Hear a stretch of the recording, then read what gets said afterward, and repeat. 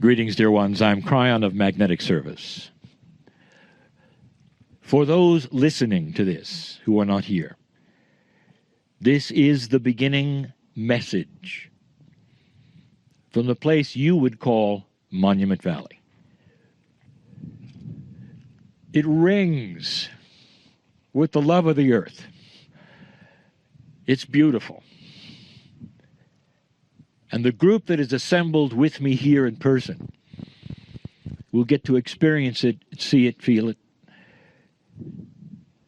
There's very little cement here. You're walking where the dirt is. The meditation that preceded this channel was words that I have given before. The sentiment echoed before about those who lived here. And they lived here hundreds and hundreds of years before anyone else got here. And I want to talk about that just briefly. There is an alliance with Gaia possible today. All of the shift that we have talked about has attributes of reawakening, relearning, things that the ancients knew. And you can't just take yourself out of the city, because that's where you exist and that's where your families are. So there has to be a way of the alliance with Gaia that works for you better now even than then. And that's what we wish to discuss. The alliance with Gaia is a consciousness. It doesn't mean you have to be in a certain place. But here is where you get the full whammy, if you want to say, of the energy of the land as it speaks to you, as it wants to talk to you, maybe even in remembrance. I want you to know that that alliance that the ancients had is what we wish to have rekindled in this, the Great Shift. And this is something that will be echoed over and over in the messages of Kryon as you go forward in these days and see the magnificence of what Gaia could look like. Oh, I'll weigh in a little bit, perhaps more, about what happened here. But the result today, in this year, as you look upon it, is majestic. This is the way the ancients looked upon it as well. They knew of the sacredness of this place, of what the monuments meant to them, the names they gave them, and all about the love of Gaia. This was their partner. And that is not something you can claim today easily, even with lightworkers. It's the missing link. It must be rekindled. The second thing I want to tell is the elephant under the table. There will be many listening to this. Perhaps it's even controversial. But it's one of the things that you must know because of what has happened here and because of the residual from the crystalline grid. The ancients were fine with this until the conquerors came. And all over the world you find the similarity of this, that the conquering hemisphere did its job yet again.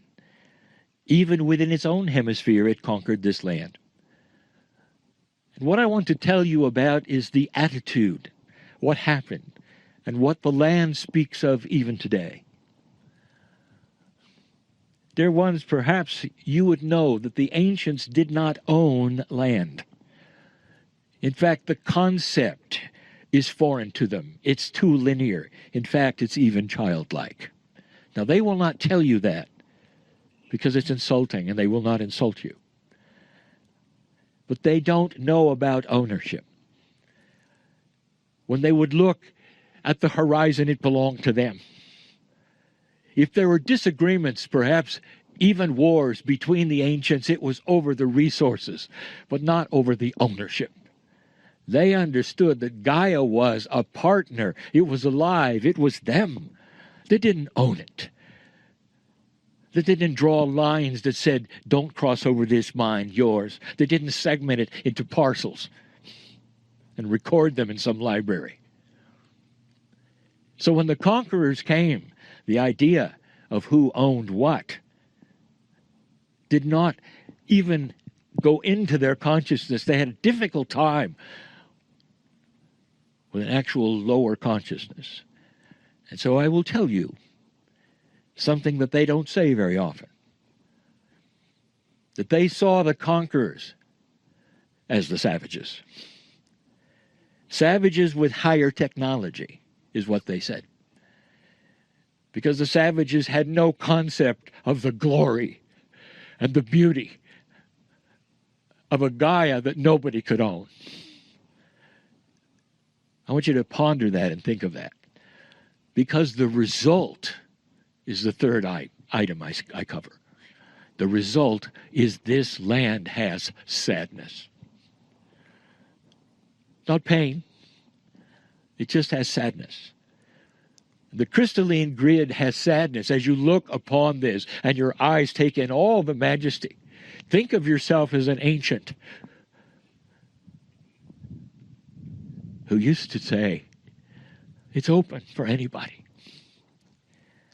That has created a sadness. The invitation for all listening, for all here, is to begin to rewrite that into the shift that has gone on into a celebration. Mix it in with forgiveness, with compassion, and reawaken the sadness and rewrite the crystalline grid wherever you walk. This is one of the attributes of why you're here. Finally, I know not all of you came for the channeling. I know who's here. And I want to say to you that everything we speak about is simple. Whether you believe in what is going on or not, the message is something to ponder. The love of God is here, knows your name, knows what has happened here, and is ready to accelerate the energy to any degree that you wish. Simple. Nothing to join, nothing to belong to. No doctrine, no prophet. Only messages of beauty from the Creator of what you're looking at right now. And that is the message to begin this trip. It's a good one. Let's continue. And so it is. In an excursion like this, we have lots of people who would not necessarily ever come to a Kryon seminar. And without studying what I've said or what's happened, perhaps you don't realize this whole idea of the shift, the idea of what's going on the planet right now, is not New Age. I didn't make this up. This is history, and what makes this so profound is that the ones who gave us the prophecies were the ancients, not the ones that you got when you were growing up. None of what the ancients have said you will find in Scripture, which we call the Holy Bible, or Nostradamus, or any of the modern-day prophets. It's just not there. The ones who prophesied the Great Shift were the ones watching the stars for generations. We originally got interested in this and what they said, and I went to Mexico to check it out, and that was the Mayans. All of this talk about the Mayan calendar. And that's where I started learning it. What they said, what they meant. And my journey took me to talk to the elders of the Lakota, who had the same doggone prophecy. They didn't know each other. And then you get into the Hopi. The Hopi Indian rock is a prophecy scratched onto the rock. You'll see it talked about the precession of the equinoxes and the decisions of light and dark. And it's almost like the earth would stop and everybody would have to make a decision. And that is what Kryon's message is. It's about no more fence sitting. That really it is boiling down to light and dark. And what do we see in the Middle East? We see an army That's an evil army without borders, without a country, without even a current language that they speak together. That is an army of evil. This is all the prophecies that the ancients have said were in it. The Mayans said that if we would pass 2012, that wobble of the Earth center, that precession of the equinox, if we pass it, it's going to be a new ball game. And it's going to be about consciousness. And that's why we're here. And no better place. When Elon says, let's go to Monument Valley, I went, the first thing I said was, why? I didn't get it. And that's when I first started seeing release. But that's the center. That's the center. It's not the four corners, but it could be. It's the center of the great Native American desert. It's the place where the ancients prophesied this here. So what better place to honor an energy we're in that was prophesied not by any of the writings we had as Westerners or any of the scripture that we had as Westerners, because none of that came true. Do you realize none of that came true?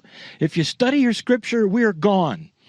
2000, we were going to have the Armageddon, we're going to have the nuclear war, we're going to have all of those things, and it didn't happen. Flat out, didn't happen. We're 16, 17 years later, there are those still expecting it, not realizing it didn't happen. Because they read it, it had to happen. It didn't. And now we're on to something brand new. And the ones who, if you want to take a look at what's going to happen and what has been said, you look at the ancients. They're the ones who has prophesied this. That's why I'm sitting here. Hardly is it New Age. It's about as old as it gets. And so that's why Kryon is here giving these messages, to rekindle us to the things of the past. And to make it make sense to us, not some highfalutin thing that's in the clouds, but practical things, because we have to go back to work. And so that's why we're here. The channels are short, and they're always ones of celebration. They always honor where they are and the human being. I've never been here. I get excited just looking at all this stuff. I get excited that it belongs to the Navajo. I get excited that I can look at it and it's in peace. Let's begin.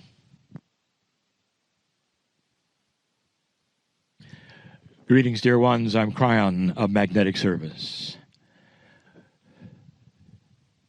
My partner has said it all. You sit among prophecy and Gaia. And I'm not going to leave this alone. I want to make you understand the alliance. A consciousness that is so much higher than what most who listen to this have. It's a consciousness right here, developed right here, which had an alliance, which was so strong that there really was no difference between spirit, the creative source, and Gaia. Gaia fed and clothed all of them. The ancients had this alliance, and it was so strong that it soothed them. Mother Earth. Let's talk about that first. Is there a practical feeling you get? Something that is not esoteric, a practical feeling you get when you think about the love of the earth. Ask a tree hugger. When they hug a tree, does it hug them back? And the answer is always yes. That there is an essence that comes from the earth that pours out, if you allow it, if you feel it.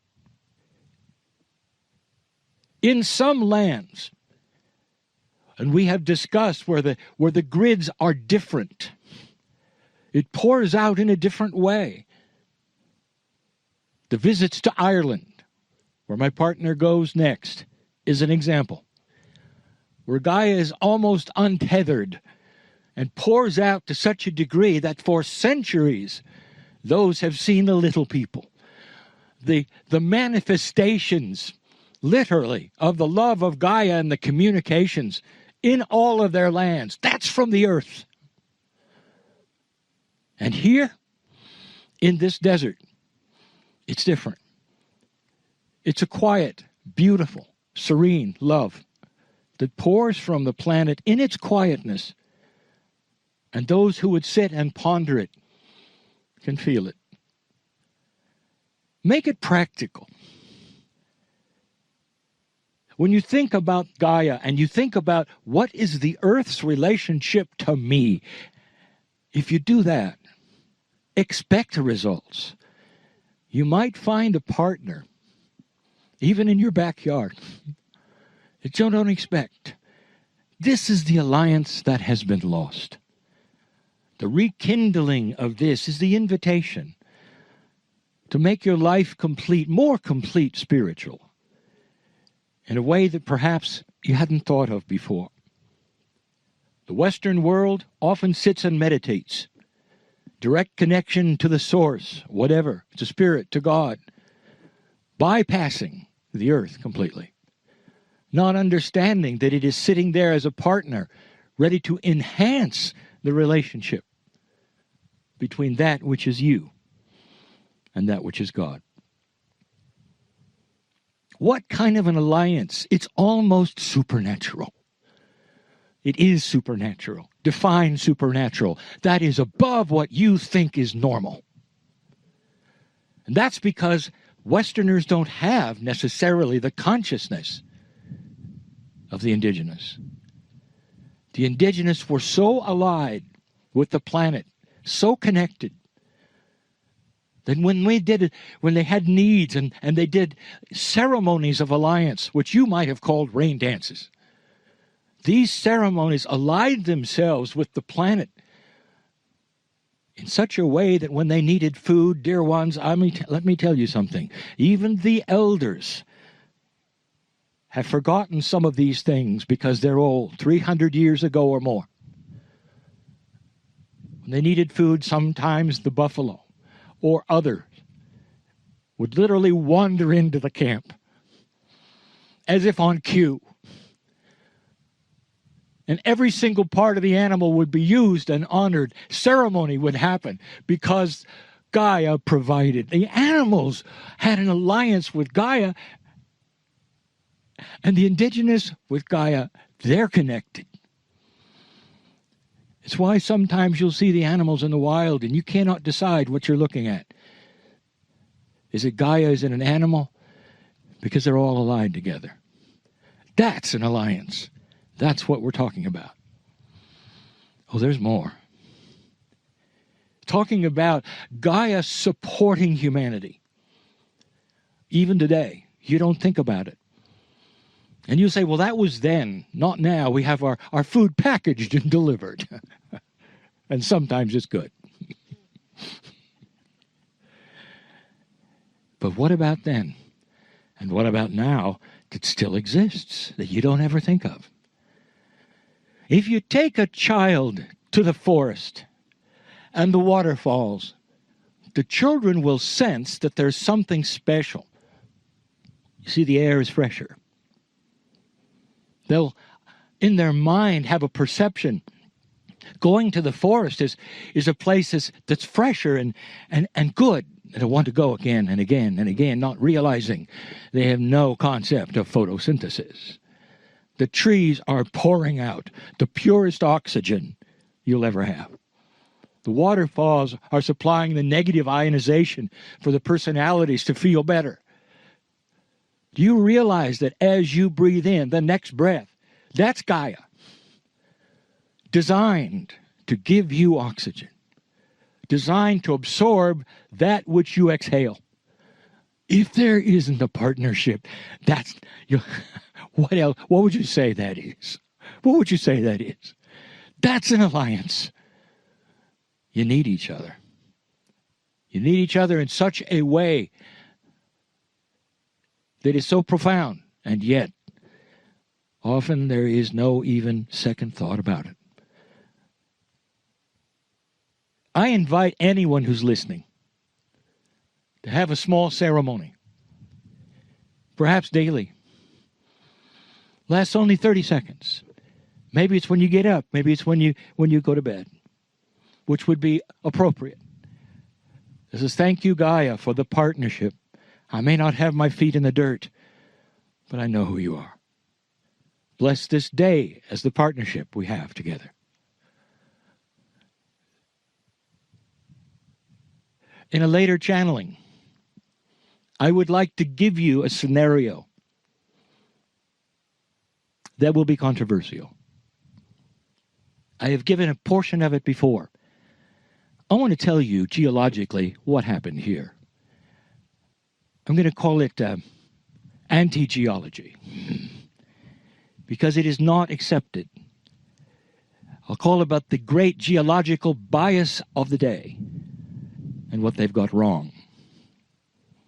Because there is a magnificent thing that has happened here to create all of this in a time frame that no one expects. And the land just yells with it. It says, yes, yes. And when I tell you, many of you will look again with a different eye. That's coming up. But for now, so it is. I invite you to close your eyes and take a deep breath. And as you exhale, think of the symbiotic relationship that we share with Gaia. Breathing in her oxygen and giving back our carbon dioxide. Everything we have and do is connected with Gaia. This is what our ancestors knew. Our ancestors were also connected to the Creator through Gaia. Their intuition would tell them where to go to hunt. Their intuition would tell them that the Creator was here for them and that life was in a circle and a cycle. Many of them foretold what would happen on the planet, that we would come to this place and choose the high path, the path of high consciousness. And so now it is up to you. What are you going to do with this? How are you going to communicate to Gaia? How are you going to communicate to others? That is your free choice. And in all of what you choose to do, your decision is supported, and you have a whole legion, an entourage of spirit, angels, benevolent energies, and Kryon right by your side, walking every step you take. Ponder this and know how special you are.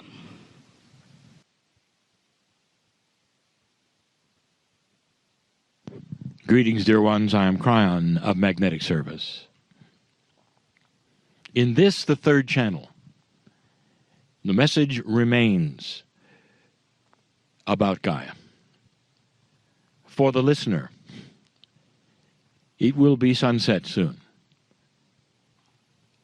And the group around me stands, some sitting, enjoying that which is still Monument Valley, and will continue to be for the next few days. Dear ones, these channelings are not long, because I want to make them a period, a point at the end of the day, almost a benediction that you would remember, and let the main teaching be during the day. In order to do this correctly, I need you to visualize with me something. Humans are great with stories. They love stories. The greatest storytellers of all time were always the elders, for they had the greatest wisdom and information. The story I wish to give you this day is simple, rather short, and it's about a character that we often use in a parable. And the character's name is Woe. Now, every time we use this character, I tell you that Woe is genderless. Woe is a woe man. He is both. As it should be, because this particular message is for all humanity.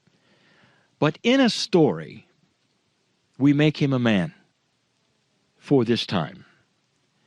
Woe was a spiritual man, an ordinary man, a man who lived in the city like so many of you, had a good job.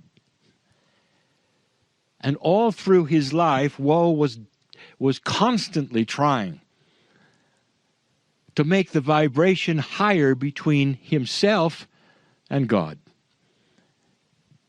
Woe was a good man. And all of the efforts he had didn't seem to accomplish what his friends were doing.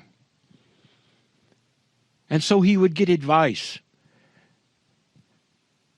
He would ask, what can I do to have some of the experiences you have? For I know you've had visions. And they said, oh, yes. How do you do it? Whoa, you've got to keep your eye on God. You've got to meditate and pray in a way that you are always available for the visions to happen, to be there, to be filled with the light that comes from the sky. Woe would try so often to be just a little higher than he was. He would envision shafts of light coming from the clouds, and beyond that, the Creator of all, perhaps even the Holy One. He heard some of the visions that his friends had had. Literally, in a meditation, an out-of-body experience where they were taken up by angels, where they were looking down upon all things, where they actually had seen the face of the Holy One. He was so envious, and then realized that was inappropriate. Woe wanted this so much. Woe didn't really believe he deserved it, but he knew his friends had it. So he got advice from his church, and his church loved him and gave him good advice. Woe, you have to fill yourself with the compassion of the Holy One.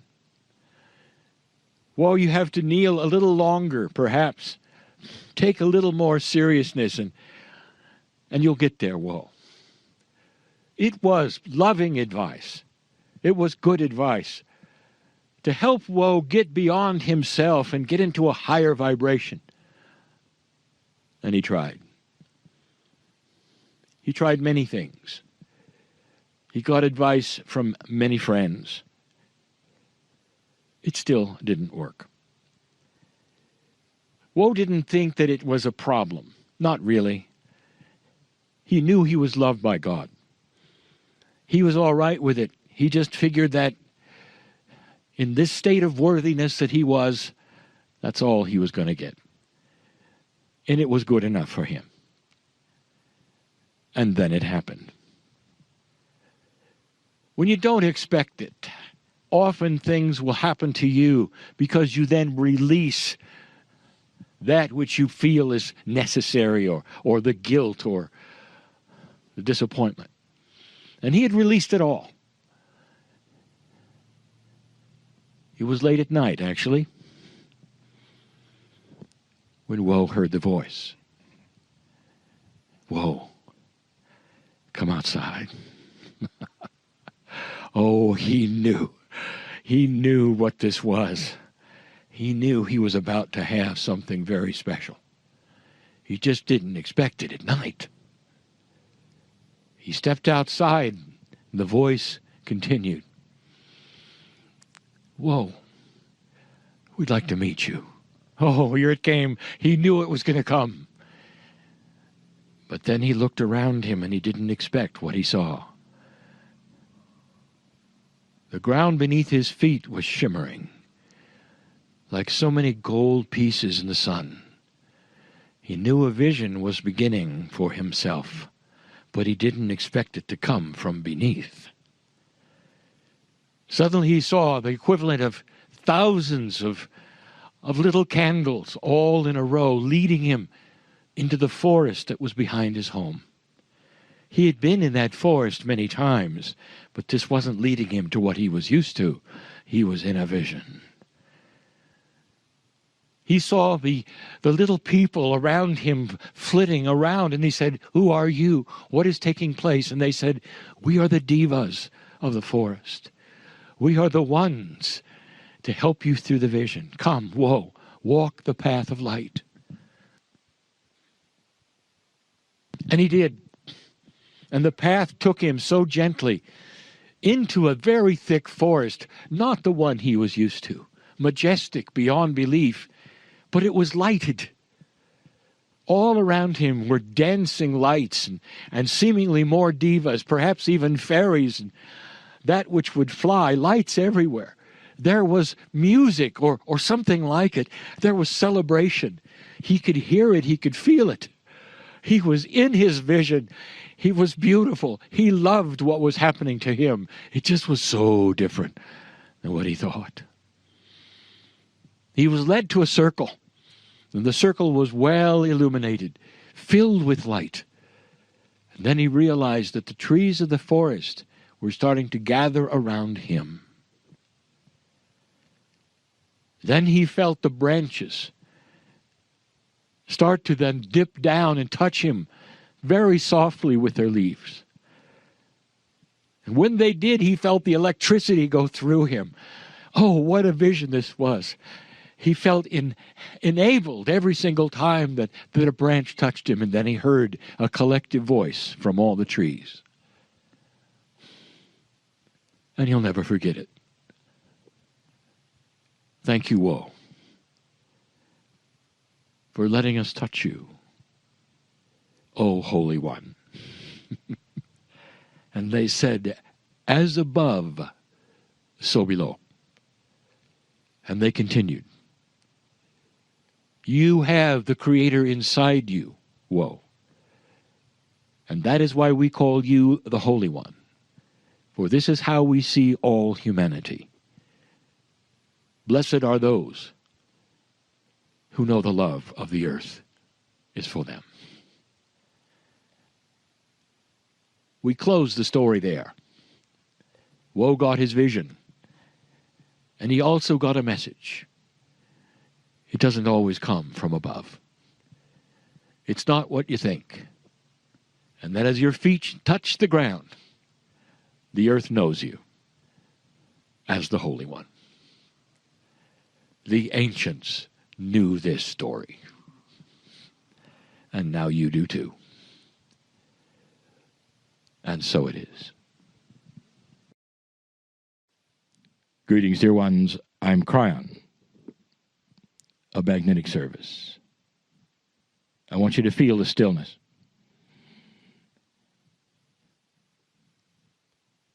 It's not often that it is this way. The rocks are listening. If I told you, dear ones, that the rocks were alive, what would you say? For they don't match the scientific identity or definition of life. I've also told you that there will come a day when the definition of life will actually have to change. For science will come to an agreement, I will call it, a confluence of discovery, when they start to look at multidimensionality, identify it for what it is, and be able to measure it. And when they do, they will see the things in nature and rocks and trees that will redefine what is alive and what is not. And so when I say to you, the rocks are listening, in a certain way, not defined the way you think, they are. I would like to talk about science in this little period of time in a way that would seem to be uncomplimentary, but that's just the way it seems. It is the science of this planet which is driving you to this place. It's the science of the planet that will allow you to discover that which will then prove spirit. So it's coming, and it will be scientific. But the science of today has some biases. I would like to talk about that before I talk about that which is here in front of you. there are many kinds of science. There are the disciplines of science, the various studies. But scientists will tell you that truly there are two groups. The one group is trying to study the things that are and explain them. The other group tries to take that which is and project it to future causality. That means that they will be the ones who will invent that which you will use in the future. And the various kinds of science have different kinds of evidences. Various kinds of sciences don't have a lot of evidence, so they create the machines that will produce them, or the experiments that will show them. And so they are creating that which they will then examine, and that then becomes their evidence through the creation. Then there are the other scientists that have a multitude of evidence in front of them all the time. Astronomy is one of those. The evidence is always there, always available to be studied. That kind of science is deciding what happened, when it happened, how it happened. That is much like geology. A geologist is faced with a multitude, a confluence of evidence that is so astonishingly great that they often don't know what they're looking at. Not only that, but the eons change that which they see. So as they take a look at one thing, for instance, the things that may be obfuscated completely is what happened to the eons before that which they're looking at. I want to tell you about the biases that occur. In science, it is supposed to be fresh. The scientific method is supposed to be one that excludes things that don't matter and includes things that do. It is supposed to be a method that is unbiased, but it is very biased. Let's take the one that I speak of often. Scientists in a field of their expertise believe they know certain things about what they've studied.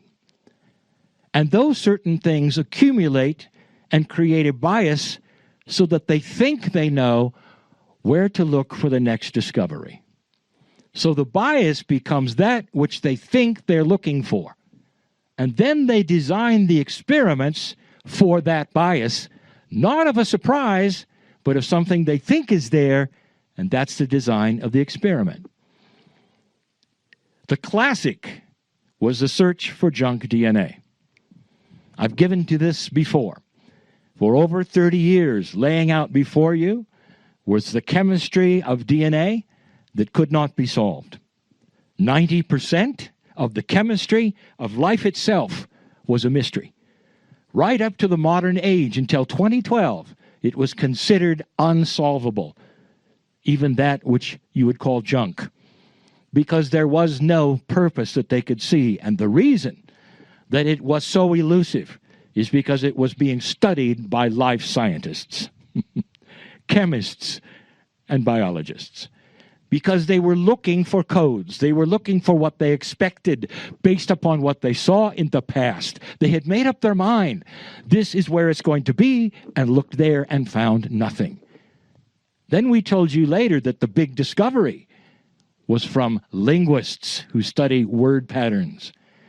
Because in that 90%, there was language. There was information. It's classic. The other one, which we haven't spoken of just yet, but we will in several weeks, is at the Large Hadron Collector. There they put tremendous energy to put the atoms of hydrogen together at almost the speed of light, crashing them, recording the explosions, and seeing what flies off. And they have trillions of photographs of what flies off. How do you analyze that and make any sense of it? They will tell you, well, they've designed programs that will look for that which they believe is there. Dear ones, they're going to find some of that, and in the process, they will miss what is really there, because their program doesn't include looking for it. So you see, even in the highest physics, there is bias of the way you think things work and then designing the experiment around it. The great bias of geology is this. As long as you've been alive, dear ones, on this planet, geology works slow. There is the bias, therefore, that all geology has been extremely slow.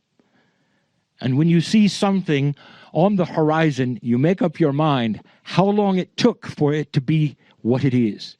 And you plug in what you believe to be true, that the erosion factors, the types of stones, the hardness and softness all weigh into a very, very, very slow process. And that, dear ones, is completely wrong. What the geologists don't expect is that when the earth was being formed in those millions of years ago, there was tremendous upheaval. And the processes involved were enormous. The weights of water on a newly formed earth, enormous. Things happened far faster than they thought.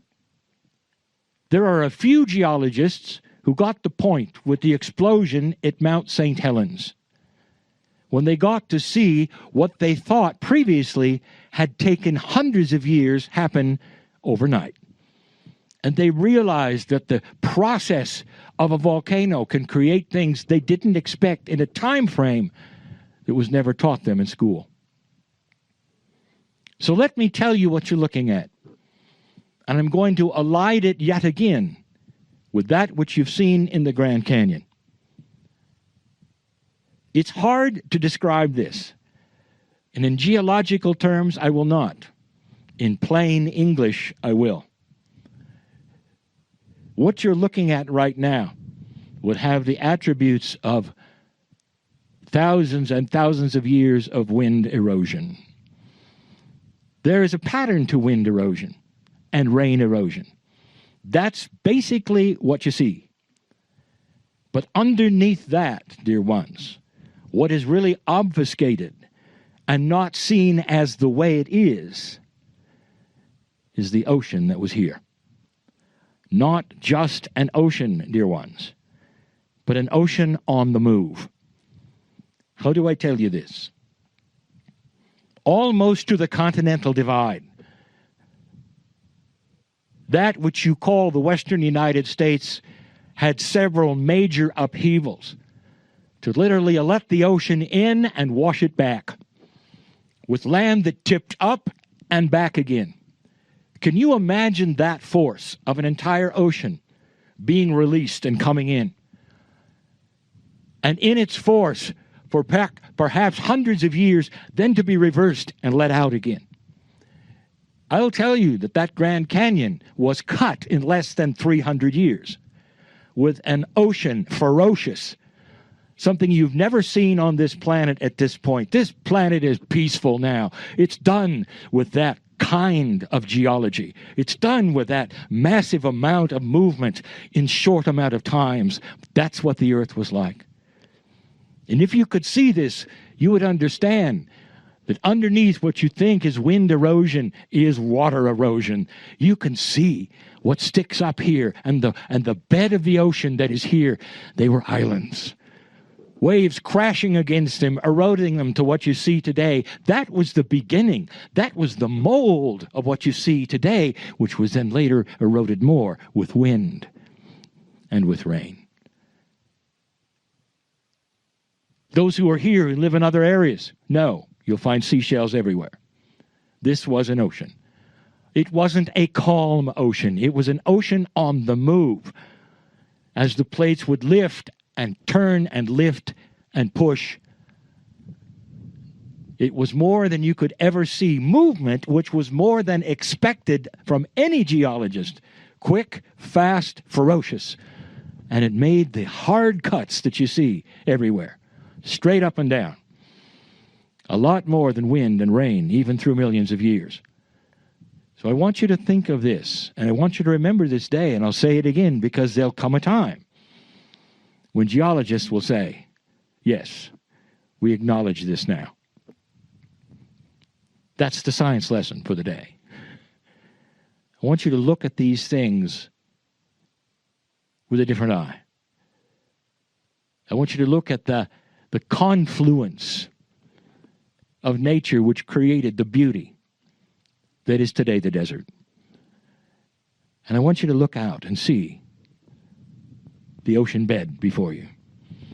Imagine the crashing waves, an ocean that was never still, on the move, and how through hundreds of years and thousands back and forth this occurred. It's the reason there's a delta on both sides of the Grand Canyon, where it flowed one way and then the other way, and then one way and then the other way, cutting what you see here in a majesty that you can look at today. Controversial? Of course. And so it is. Okay, here I go. Way, yeah, yang, hey, yang, yo, windy, yang, yo, windy, yang, away. Hey, yang, yo, windy, yang, yo, windy, yang, away. Hey, yang, yo, hang, yo, hang, yo, hang, hang, yo, hang, yo, hang, yo, windy, yang, away. Hey, yang, so a day, so a day, she can't love ye, none of them.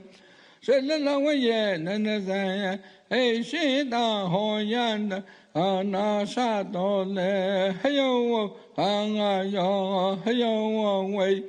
Hey, yang, yo, windy, yang, yo, when the young away, way, oh, hey, hey, thank you. Woo! Thank you. Now it's gonna rain. Okay, this is the one that I shared with the group yesterday, so here it goes.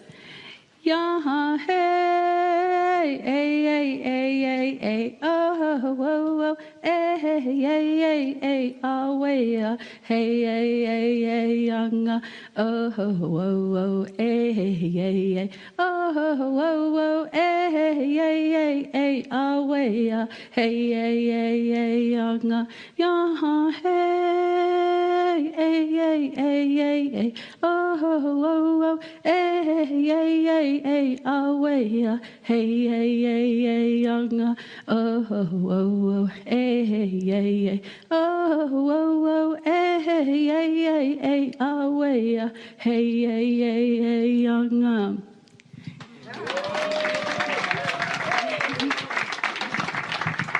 Okay. Greetings, dear ones. I'm Kryon of Magnetic Service. We're going to start this message as we did the last one. I want you to be still and listen.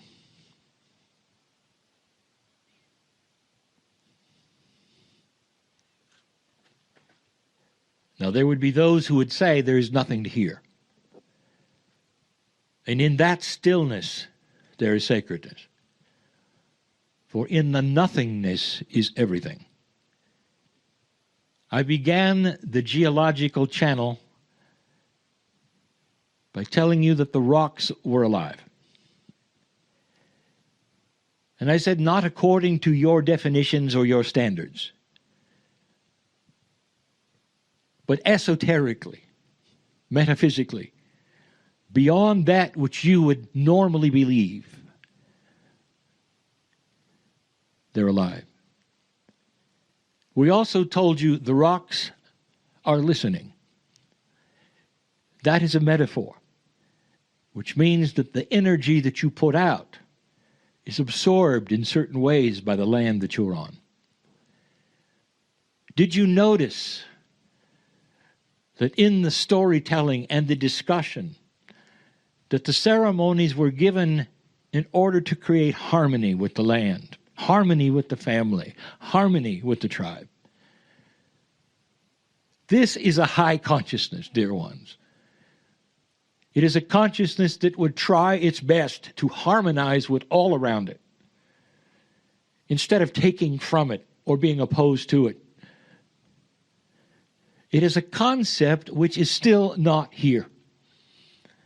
But there's more. I told you that the planet which you call Gaia was a partnership. So let me take you back. Let's go 400 years. Here. That's double the lifespan of your country. Here. 400 years. The rocks aren't just listening. The rocks are talking.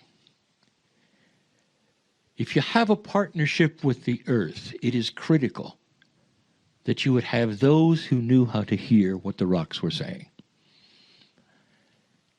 The rock formations, as you go around this monument valley, are now being given names. But before that, they were given energies, personalities. And in the energies, there was the male, there was the female. Some had sacredness. Some you didn't go to. There was the yin and the yang even then. There was the polarity even then. But the shaman, which now you are calling in this land, the medicine man, the medicine woman, had a process, a procedure, if you want to say, of learning and wisdom that took a very long time in order to hear what the land would say. You might understand that even back then, before any chemistry, they had potions that would heal. And those healing potions came directly from the land, from the plants, even some of the animals, in cooperation and harmony with humans, one helping the other. It is so obvious why the indigenous would want to give back in ceremony to that partner which had given them so much. The more harmonious you can be with the land and that which is around you, the longer you live. The more beneficial you'll be to others. The more compassion you can show. There are questions. How would the medicine man know what berries or parts of animals or salves to use in order to heal? Was it trial and error? Did they have a laboratory? And the answer is the land told them. The rocks told them. Because you see, the rocks speak. And if your consciousness is allied to the planet to such a degree that you are one with it, you'll know what they say. What you see in the chair right now is called channeling, and that is the word of today. Perhaps the indigenous would be open enough to share with you what it was called back then, because they used it back then as well. Only elders, only of a certain age and a certain lineage, would be able to then speak for the rocks. But as you look at the monuments, as you call them now, and those beautiful sculptures of nature, understand that each one of them had a personality. It still does, if you ask an elder. This is a partnership. Dear ones, that's what's missing. I'll tell you finally this. It's a two-way street with the planet. If the planet knows you are endeavoring to honor it, it responds. It knows who you are, because the partnership must be that way. It's more personal today because of the shift or the precession of the equinoxes, of the prophecies of the ancients that is now coming true. Again, I will say there is a famous etching called the Hopi Indian Rock, talking about this very time, where the path of humanity splits and the choice is yours to go one way or the other. The prophecy of the Hopi is the same prophecy of the Lakota, of the Peruvian, of so many on the planet that say this is the time where the East, the West, the North, and the South will come together in a confluence of understanding. Where there will be compassion where there was no compassion before, understanding where there was no understanding before, and a very slow remake of consciousness on earth. And in the process of learning this, you turn to the ancients, for they had the truth. The planet knows you seek and will respond. And so it is. Greetings, dear ones. I'm Kryon of Magnetic Service. Indeed, it has been a beautiful day. I want to review just a little bit, and then I want to turn the page. If you think to yourself, what has been said so far in the previous 5 channelings? The message is simple. It's profound. It's beautiful. That this planet knows you. We spent a long time speaking of the esoterics of Gaia. Today, you heard from the Navajo the stories that they would tell about their traditions and who they are and what they do here. Overwhelmingly, you get the sense of harmony. Not only is there harmony with the planet, there is harmony with themselves, with their families. I told you of the geology this morning, the controversy.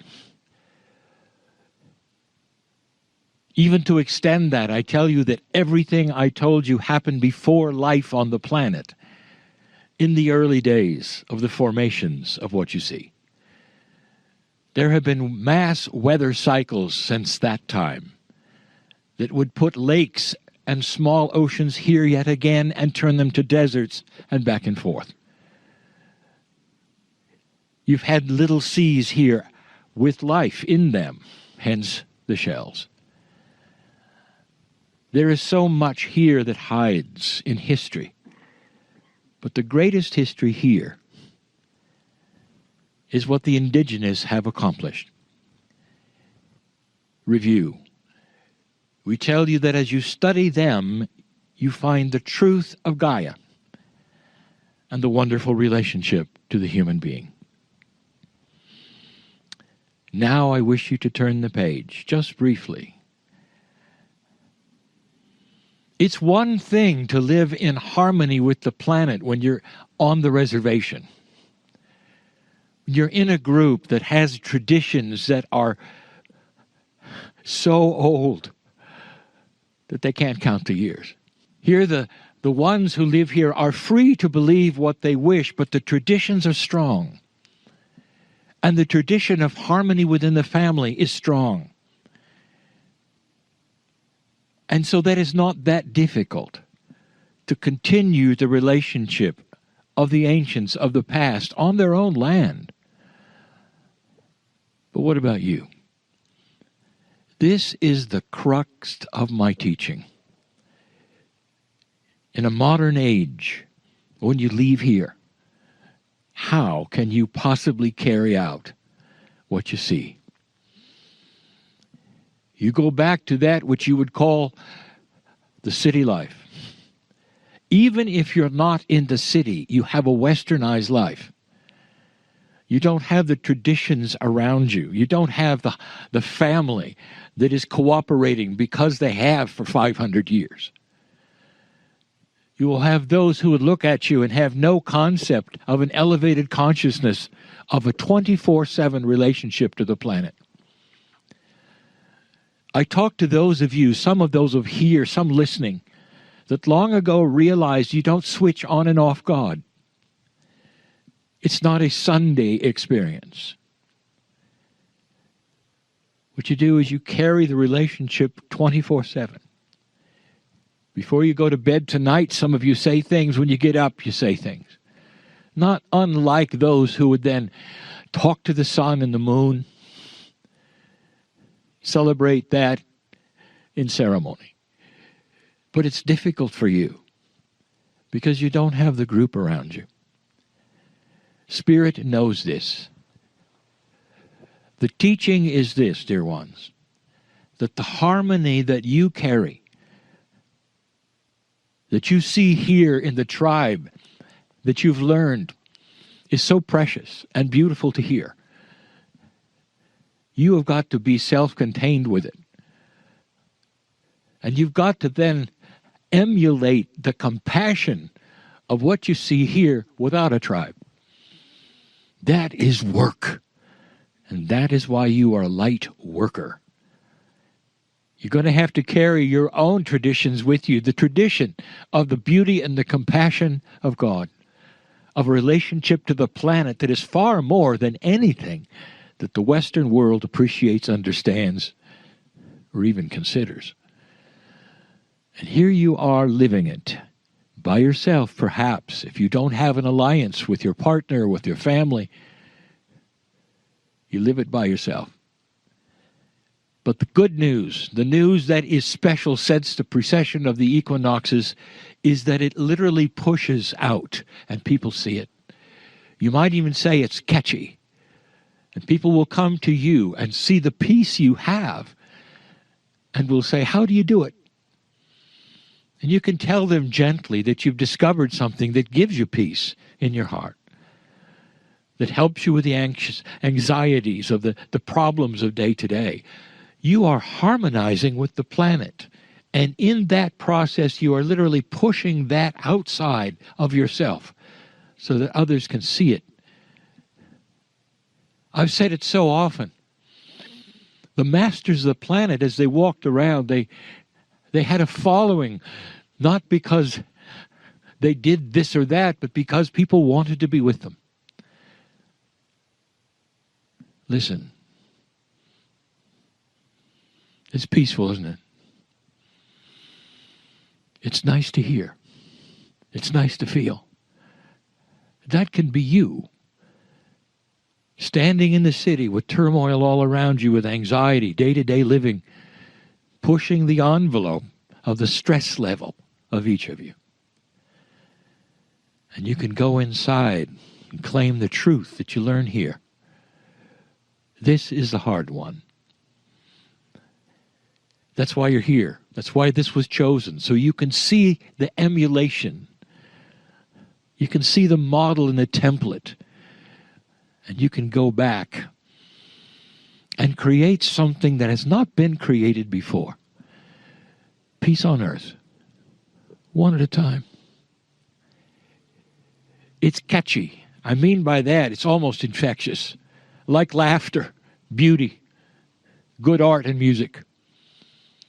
People want you around. They'll ask questions.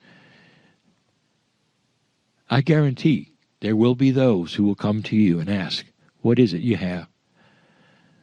And that is the harmony time. That's when you can start telling those around you that they don't have to be in stress. Dear ones, this is the message, and it will continue to be the message. Even this week, the message. That this is the template. That you can take home individually and practice. You're never alone. The planet knows what you're doing. Spirit knows what you're doing. You're never alone. 28 years ago, I started in this process with my partner to some degree. And it's graduated to this. And if there is a slogan, if there's a saying, if there's anything that has repeated itself all of those years, it's that you're never alone. Can you cognize that? Can you believe it to the point where you can take this with you? We'll talk more about that. But until that time, the rest of these days, I want you to feel everything you can feel. Because you're in the right place at the right time for this. Feel the tranquility now, the peace that is here. There's nothing like it. You can take it home and have it to yourself and spread it as much as you can, as much as you wish. And so it is.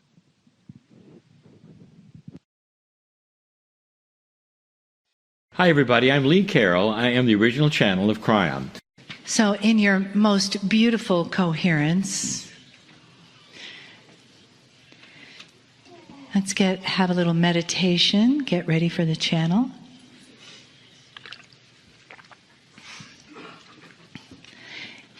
Take a breath.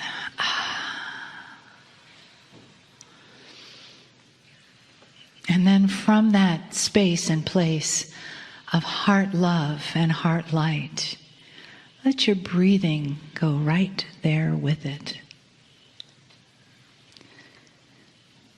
And feel that place inside of you, that warm, expanded place of love,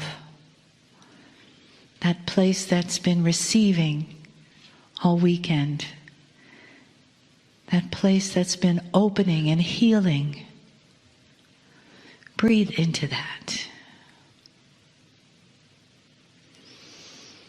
Feel the yes that's in there. The yes that you've said to your own heart. The yes that you've said to your journey. To the wisdom that you're finding inside of you. To the synchronicities. To the teachings that you've said yes to. Because you have said yes to your beautiful self. You're honoring here is the exact primary teaching that Kryon has been saying for 30 years. We honor the human. And though it may have taken that many years for you to begin to honor yourself, there's no time like today. And you have just by being here. So take a breath into that and say yes. And when you leave, you take that with you. You take that with you into the world and you let that light up the way in front of you. You let your own wisdom guide you. You let your own mindfulness heal you. And you always have with you the love of Kryon.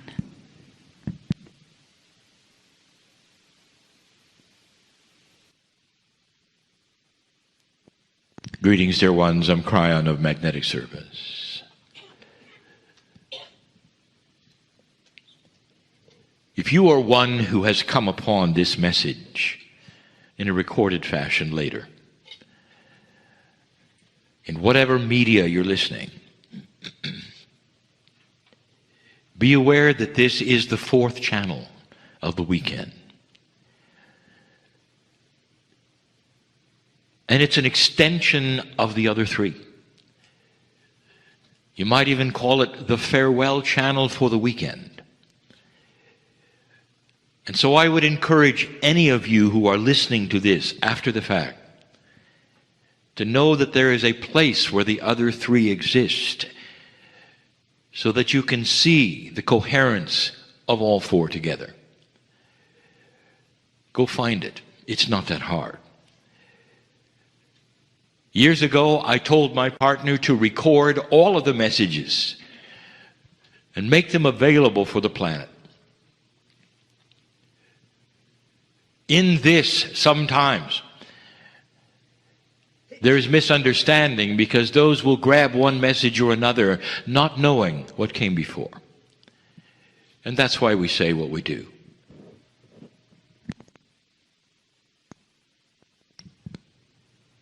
This energy right now that you sit in is a coherent one. You have sat through the channels, through the training, through the questions, through the teaching. That creates almost a family of experience, even if it's only 2 days' worth. It shapes the message, dear ones, that I would give to this room. For the messages of Kryon, although given to all, are specific to the energy of those around him. You sit with my partner, and the channeling is for you. Those who would listen later may glean some things of truth, but honestly, it's for you. The energy of the human beings that sit in front of me are always the ones who will then influence the message that is given. So what message can I give to an audience that sits at a pinnacle of coherence and is ready, again, to understand things that most don't? So it's not going to be that instructional, but experiential. There's no such thing as a farewell channel. For we have said for so long, you're never alone. But there are those who simply do not understand any of this. And they have come across something called channeling. And perhaps they're even afraid to listen. Not understanding.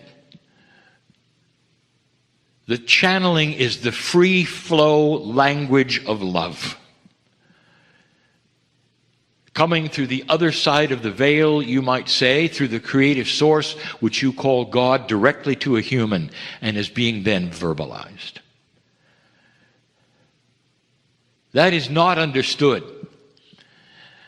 especially by an earth that is steeped in rules, and one who has that which is organized spirituality. That is most of earth, dear ones. You pick and you choose which belief system based upon your culture, your parents, and the rules.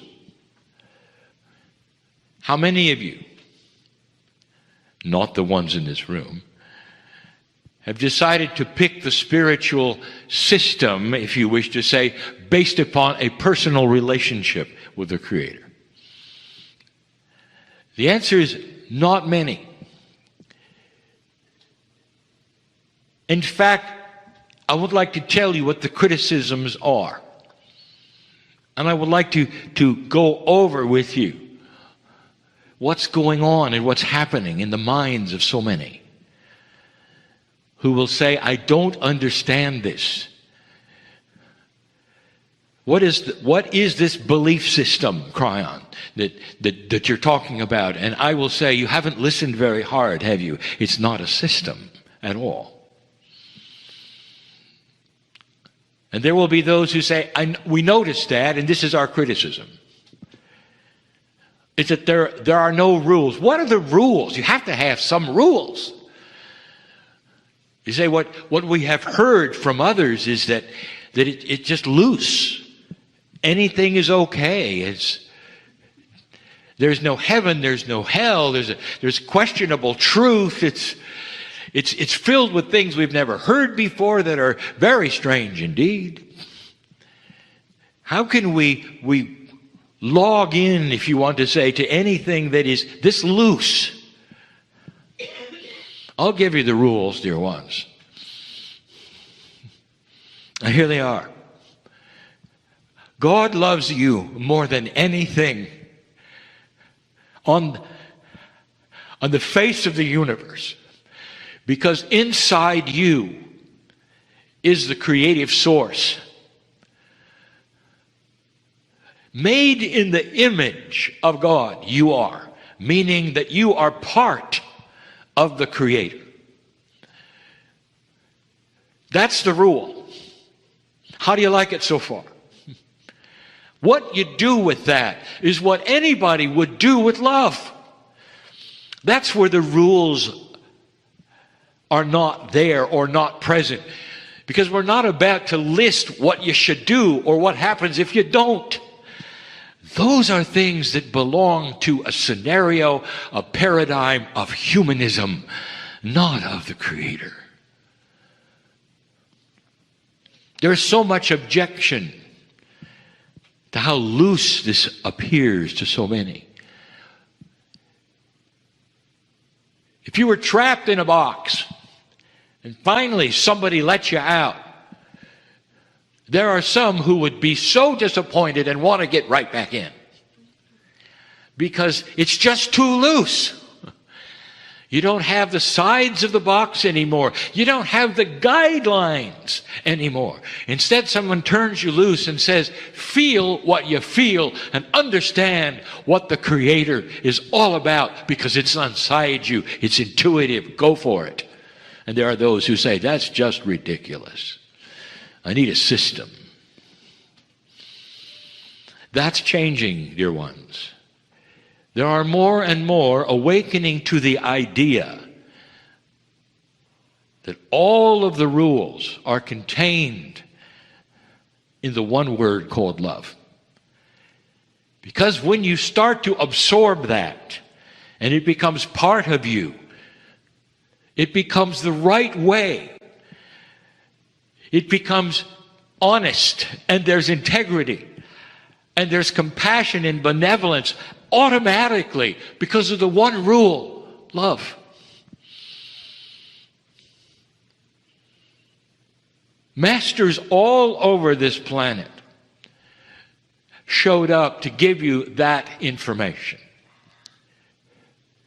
One or two of them became famous for giving you that information. Not much more. Not really the rules as exist today. They wanted to look you in the eye and say, there is love here, and it's a oneness with all things, and everything is involved. The dirt of the earth, the rocks, the birds, the atmosphere, the trees, other humanity, all in a oneness, a consciousness that begs you to love. And that then creates the metaphor of what we have called light. It changes you. It changes how you act, how you perceive. And yet there are those who say it's not good enough. It's just too loose. A little too loose. We've given the example before. That human being who you're in love with looks at you and says the most amazing things to you. Look you in the eye. I'm so glad I found you. I love you. I love you beyond anything you can imagine. I am in love. I'm going to stay in love. I truly love you. So what is the reaction to that, dear ones? Do you have a human then stand back and fold their arms and say, what do you mean by that? It's a little too loose. And you don't say that. You feel the overwhelming passion of togetherness and love, and you return it. It just begs you to say, I feel the same. And that's when you take their hand and things change. Biology changes, chemistry changes, ways of life change because of love, even between human beings. When your child looks at you and says, I love you, Mommy. I love you, Daddy. And you see those eyes and you realize what they're really saying, what they've learned from you. And you think, oh, there's hope in this planet because of these little ones. Or do you look at them and you say, I'm not really sure about that. You don't analyze it. You don't make rules around it. You don't say, well, it's a little too loose for me. You accept it. And you go from there intuitively. What does love mean to you? What kind of structure and boxes do you have to put around it before it's acceptable to you? And if you really think this through, the answer is you don't need any. The idea that God is in another room somewhere has been given to you by humans. And then there's this selected few that can talk to God for some reason. And you have to talk to them to find out what God wants for you. Does that really sound logical?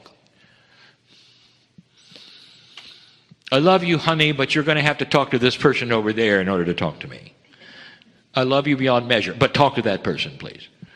I'm not available for you, even though I love you. And that is simply comical. So why would you apply that comedy and dysfunction to the creative source where you carry the image of God inside? It's time for you to hook it up and understand this is not linear. This is a multidimensionality that you carry inside you, which is the creative source itself, which is awakening you to love and light on this planet and asking you to find the light in your life if you haven't found it yet. With help and benevolence from all of the things you think are divine, including the angels and the entourages that you name, even if you don't need to. There's no hierarchy, but you make them anyway because it makes you feel better.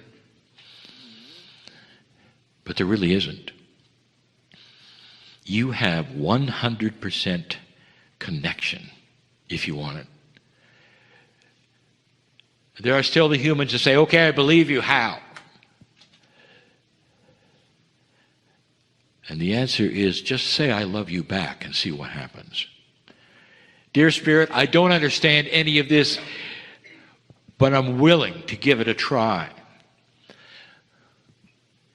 What you've just done is to stick your hand through the veil and say, hold it, will you?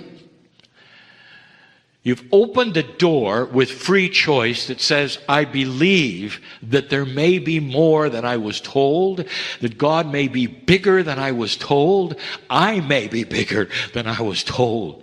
And that's when it floods into you. And the love that you feel from the other side of the veil shouts at you and says, you are magnificent, born magnificent. Let's get on with light on this planet. And you don't have to think about it. And you don't have to label it. And you don't have to make lists because it's going to come to you intuitively as you need it day by day. Is that a little too loose for you? And to some, it still is. That's the free choice of the human being, dear ones. This message that I have given for 30 years used to fall on deaf ears of so many for so long. And now suddenly the same message starts to make sense. And the only thing that has changed, dear human, is you. Light is starting to show itself on this planet in ways you have never, ever seen before and will continue to. As it shows things that are dark, you will reject and repel in horror that you didn't see them before. Then you will understand the only reason you're seeing them is the light that you carry. The invitation has always been the same. Allow for things you don't understand. Allow for things that are greater than you thought they would be. Do not buy into the idea that things are always getting worse and that you are nobody. For dear ones, those are the lies of the darkness, wanting to take away that which is the image of God in you and bring you to a place where you don't know who you are and you can be manipulated. That's not who you are. Magnificent is who you are. Filled with light. Kryon, I wish I could see this as you present it. I'm having a hard time seeing myself as anything except what I've been told. Dear ones, I'd like to say to you, all you have to do is start the process. Each of you is so different. Dear Spirit, and you raise your hand, show me. I am willing to see the light where I haven't before, crawl out of a hole I've been in that I can't get out of. I don't know how it works. Take my hand. And Spirit will say, it's about time you ask. Instead of making lists, following rules, and doing what you're told by someone else who really doesn't understand the love that has always been there for everyone. Farewell channel? No. For if the creative source is in every single human being, if you indeed were created in the image of love, that means that you are family and will always have that connection wherever you go, whatever you do, wherever you are. It's going to be just like you're in the chair, dear ones in this room right now, just like it.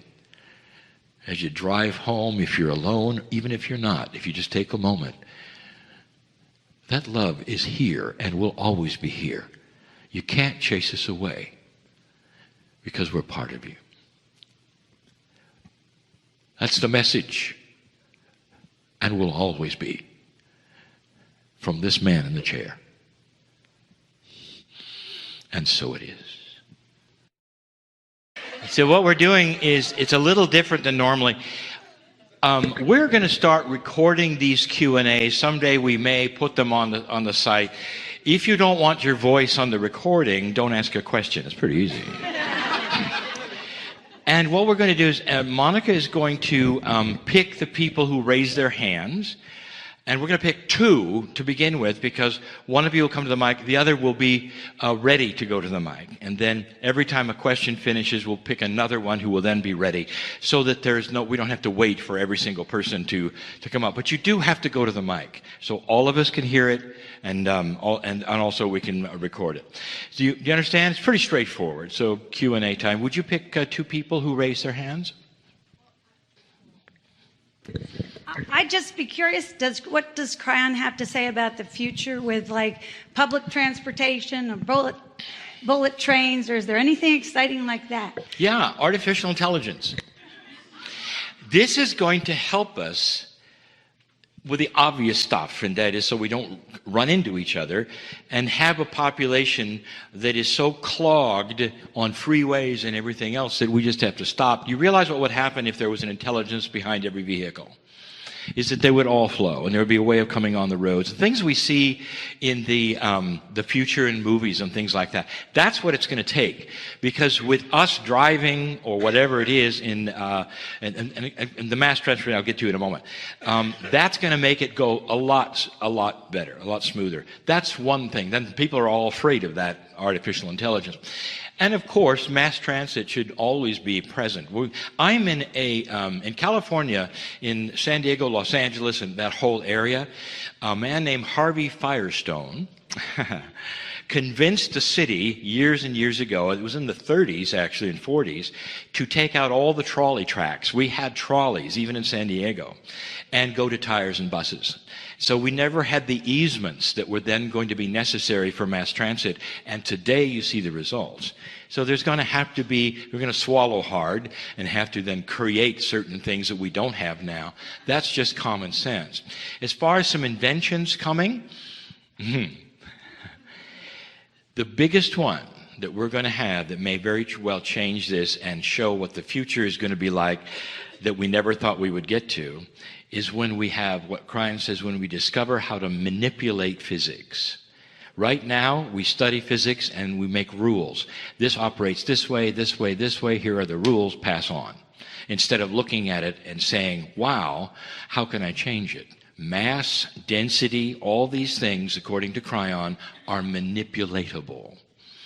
And it has to do with polarity and phasing and all these things that physics is starting to understand. That will allow us to have massless objects, and then we'll be able to control things, not flying, but floating. You apply that to artificial intelligence, and there'll be layers. Then we won't run into each other. That is coming, but you won't see it, I won't see it, the kids may not see it, the grandkids may.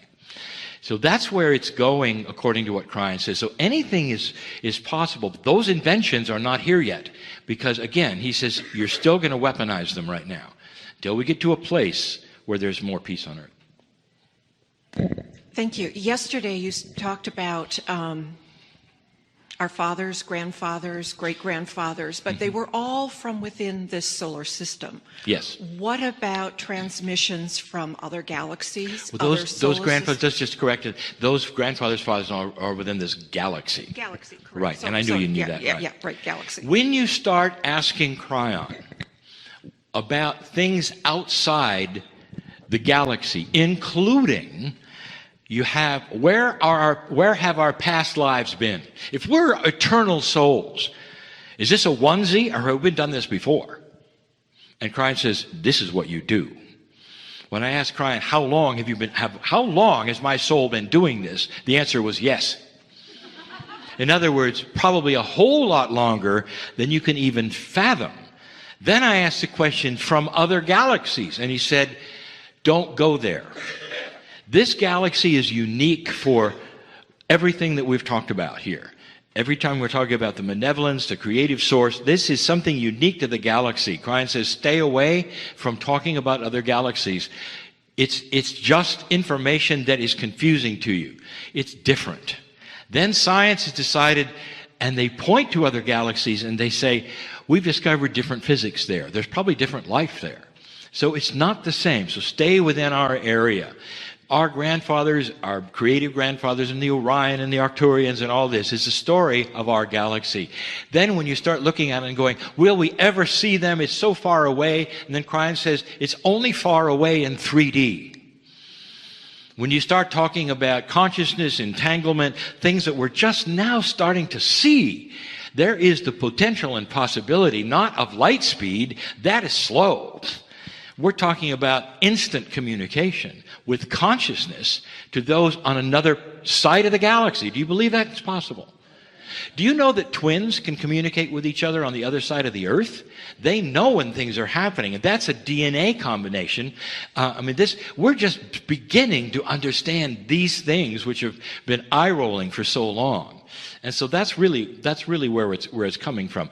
Will we know the Arcturians? Yes. Will we know the Pleiadians? Yes. There's going to come a time when we'll have a family gathering. When we reach that point on the planet, when we are evolved enough to understand truly what has gone on here, we'll demand that we come and they know them. And they're not going to come in ships, Kryon said. That's old. Thank you. Hi, Lee. Hi. Long-time listener, first-time caller. First time. Oh dear. Oh dear. I think you almost even might have just answered my question, but in regards to entanglement theory, does that kind of involve the twin flame spirit? I mean, does that explain that on a micro level? Yeah, it could. When you start looking at the whole idea, and did you say twin flames? Okay. That's more, I think, of a consciousness entanglement and past life recognition and energies that people find with other people. But in physics, just plain old physics without consciousness at all, entanglement is there. I mean, it's something we're going to understand and use in a way that we don't even recognize we can use. So when you talk about twin flames, and I like to talk about that, and Kryon has discussed that, this is like entanglement would be with consciousness. So to answer your question, that's how I see it. Is it possible that there's an arrangement that is so strong between souls that you will then recognize someone on the planet, even from another country or whatever, so strongly that you say, I know you, we've been together. And that will be a connection that is on purpose, that you're meant to discover, and what you do with it doesn't always have to be romantic. It can be partnerships in business or whatever. But you find a best friend or a partner, and you realize we've been together for a long time. And you think alike, and you do things alike, and you love each other on whatever plane you love each other. That's twin flames. And that's entanglement in a conscious way. So it truly is related, but it's not the physics of entanglement as we discussed it. Thank you, Lee. Kryon talks about time capsules. My question is, time capsules similar or the same to vortexes? They're very different. And you got to remember, we're looking at nomenclature. We're looking at descriptions and words that Kryon has given us, and not necessarily what we have learned is the name. For instance, the only time Kryon has talked about time capsules is the nodes and the nulls of the planet created by the Pleiadians. Now, when we create a time capsule for a building or something like that, we take the news of the day, we take everything that's happened that we know, or tapes, and we put it in a vault and make a time capsule of it and say we're going to open it in 100 years. That's a time capsule to us. But a time capsule, as described by Kryon, in a node and a null, is a capsule, or let's say a place that's a time capsule where things will open at the right time. Now, what he's saying is that these nodes and these nulls, these places where the Pleiadians landed and trained and taught, including Hawaii, are time capsules. And as they are matched, they start opening, and that opening it's time for that. It's past the ship. It never would have happened if we didn't make it past that ship. Is opening and starting to feed the planet and the grids things that we are picking up in the field intuitively. That is why there's a quickening going on of the intuition of how to do things, what to find, the inventions. Are you aware? If you start looking at history, did you know that most of our major inventions were given all over the planet at the same time? Do you find that odd? I find that really odd, just as a logical thinker. Did you know that the Wright brothers only beat the French by 2 weeks? We were all working on powered flight at the same time. Marconi, the invention of the radio, it's still contested because there was somebody who got it at the same time. They just didn't get it public at the same time. And it's odd to me. Usually you look at an invention as one person, like Tesla, with something so amazing. Nobody had it. Now we know that Tesla is a wild card. So if you look at that, it's not impossible that what they're saying is these time capsules may do the same thing. Here comes something else you should know. Here's something else that you should know. So people don't want to think that we are given these things, but there's so much evidence that that's the way it works, that whether you like it or not, we're going to be given these things, and we still are. I'm looking for, and Kryon has channeled it, the way of desalinization of water that we haven't thought of. Kryon is talking about it. We're looking at electricity. Again, Kryon is talking about it. He's saying you missed the boat. You missed the boat. You've got all of this magnetic power that can push and pull. Use it. Instead of building the most expensive steam engine in the world called a nuclear reactor that's dangerous. So you can do these things without danger and without using resources of the planet. It's time. That's going to start showing up. So that's how I feel about that. Thank you very much, Lee. I just want to say synchronicity is at its max today. Everything you're talking about and everything we're talking about all ties into what I have to say here. Right on your list there. And I had to write it down in order to get it to you because otherwise I would forget. But I just want to say thank you to you, Lee Carroll, Joe Dispenser, Greg Lipton, Greg Brayton, and you guys are awesome. And I think you guys deserve a thank you. Big applause. Thank you. Thank you. The reason why I come up here today is because I have listened to you guys for practically 2 years now, and my life has changed I'm not the same person. We're powerful creators, and I understand that. And I've listened to you talk about community, new inventions. Right there, we just spoke about it. Inventions of electricity, water, heat, I'm throwing plants and eliminating trash and debris. We are powerful creatures. Together, I'm asking us all support each other in prayer, affirmation, meditation, whatever you want to call it, to help clean up these issues and to help support what you guys teach us. And I'm so awesome and so grateful to be alive at this moment. And that pretty much is it. That includes, let's meditate, because we're powerful people. Let's meditate on eliminating items like the chemtrails, water pollution, and the food pollution. We could do it together. One person. Actually, thank you for that. I love you, brother. I love you with my heart. Thank you. Yeah, and I'll talk about that too, because that's what you brought forward here. We have been polluting our planet, polluting the oceans and all that, and we know that. We've heard that all our lives, and now it's reached a tipping point, actually. Such a point where they're saying that we're the ones who are causing the weather change because we did that. Kryon says that's not right, but we didn't cause that. However, Kryon did say you're going to have to clean yourself up soon because you'll kill yourself if you don't. So the problem with pollution is we're going to destroy ourselves if we don't realize this soon. The planet is very survivable. Kryon says it's a lot more resilient than I think. It's going to be here a lot longer than we are, no matter what we do. So I love the fact that right now you're starting to see, along with the Me Too movement and everything, you're starting to see projects that are starting to be privately funded, ideas from individuals, not governments, that are starting to look at even the what do you call it, the Pacific junkyard, or whatever things are. And they're looking at ways, and we've been told it's impossible, there's too much. I mean, it would take forever. And people are saying, well, then let's start. Don't tell me you can't do it.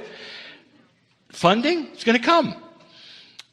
There's all manner of things going on, and I'll just tell you one thing that you need to know. There's a special. I keep talking about it. Now I think the special's maybe 2 or 3. I think it may be 4 years old by now. It's on YouTube, and it's called Billions in Change. Billions in Change.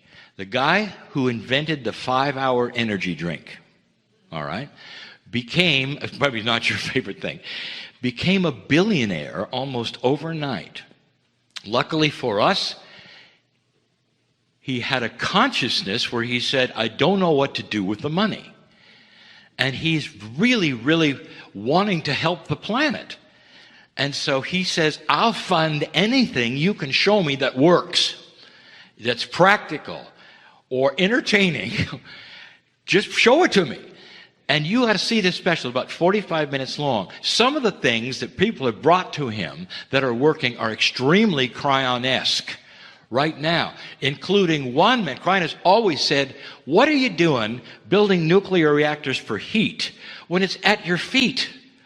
You don't have to go that far down, and you get heat. And the answer was from the engineers, we haven't figured out yet how to drill that far down, and how to get it from that far down. In other words, all of those objections. And he said, and Kryon's answer, would that research cost you less or more than a nuclear reactor?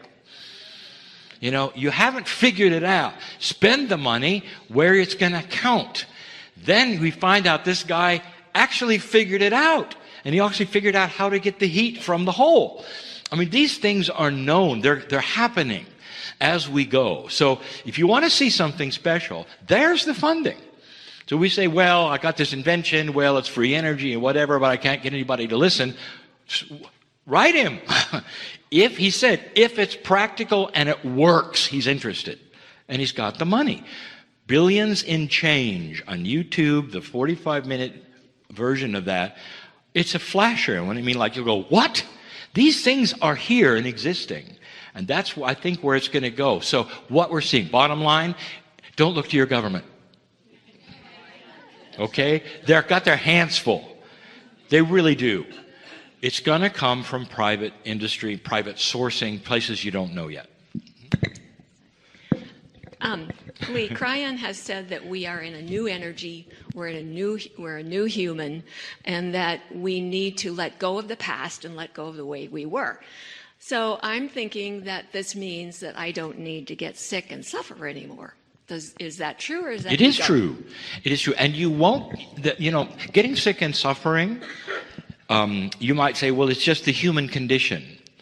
Then you start asking yourself, you start going around the room where you get different immune systems, whatever. How often do you get a cold? How often do you get the flu or whatever? I haven't had the flu in 35 years.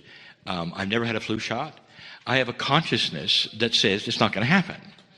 All right? I get a cold about every year or so. Kryon says that is a rejuvenation. We need it because it recalibrates certain parts of the body. You got to go through this. It's not, it's suffering for a little while, but it's a recalibration. And so Kryon teaches that very thing. You don't have to get sick. You don't have to go through these things. It's part of the consciousness. If you've listened to Bruce Lipton, it's part of the consciousness of our culture that expects you to get sick.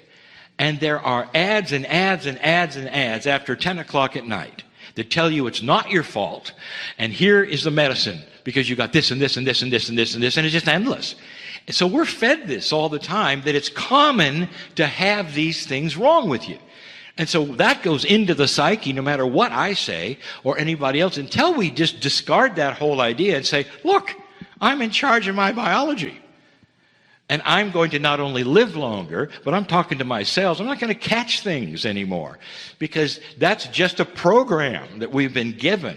Now, there will be people who would argue with that and say, no, disease is disease or whatever. And Kryon says gives you something that nobody has believed yet, and that is, did you know that disease has vibration? What if you're vibrating higher than the disease? It can't touch you. Have you thought of that? And this is part of the Kryon teaching. He says, you're going to evolve to a place where people will study history and remember what cancer was. Because it isn't here anymore. That's coming. I'm a kid. I remember what polio was as a kid until we got the cure for that. And it was so easy, under the tongue. It's not just inventions that'll cure disease. It's about disease that will no longer be there because it can't touch a human who's vibrating at a higher level. These are the things that are coming that nobody's going to believe until they start happening. They'll happen slowly. There'll be reports, well, where has this gone? And what happened to this? And cancer is going to be one of them. I guarantee you. Thanks. I'm trying to find the right words to ask this question. I'm a happy person. I'm a happy person. But, and I'm trying really to ignore news and all of that. But the hatefulness hurts me. And how long do we have to put up with that? Too long. And here's what I want to tell you as a happy person. That happiness that you are working with is you are part of the battle between dark and light. Your happiness is light. You're not the only one that's looking at the earth, and whether you watch the news or not, and are looking at things and going, how long do we have to have this and this and this and this? Kryon has said this is the battle between dark and light. And so what you have to do, and what Dr. Wolf is part of in all of this, we have to learn to reframe how we feel about these things and understand we're winning a battle. And everything we're looking at, which is dark, is going to lose. But it's here. And it's here. We're at a cusp of human nature change and all that, where and I don't want to get morbid here, but Kryon says the worst is yet to come. When we discover what is really being done at a level of sexual slavery of children, who is involved, how it's funded, it's going to come out of the woodwork. And that is worldwide. It's coming. And you don't even want to look at that, dear. I don't either.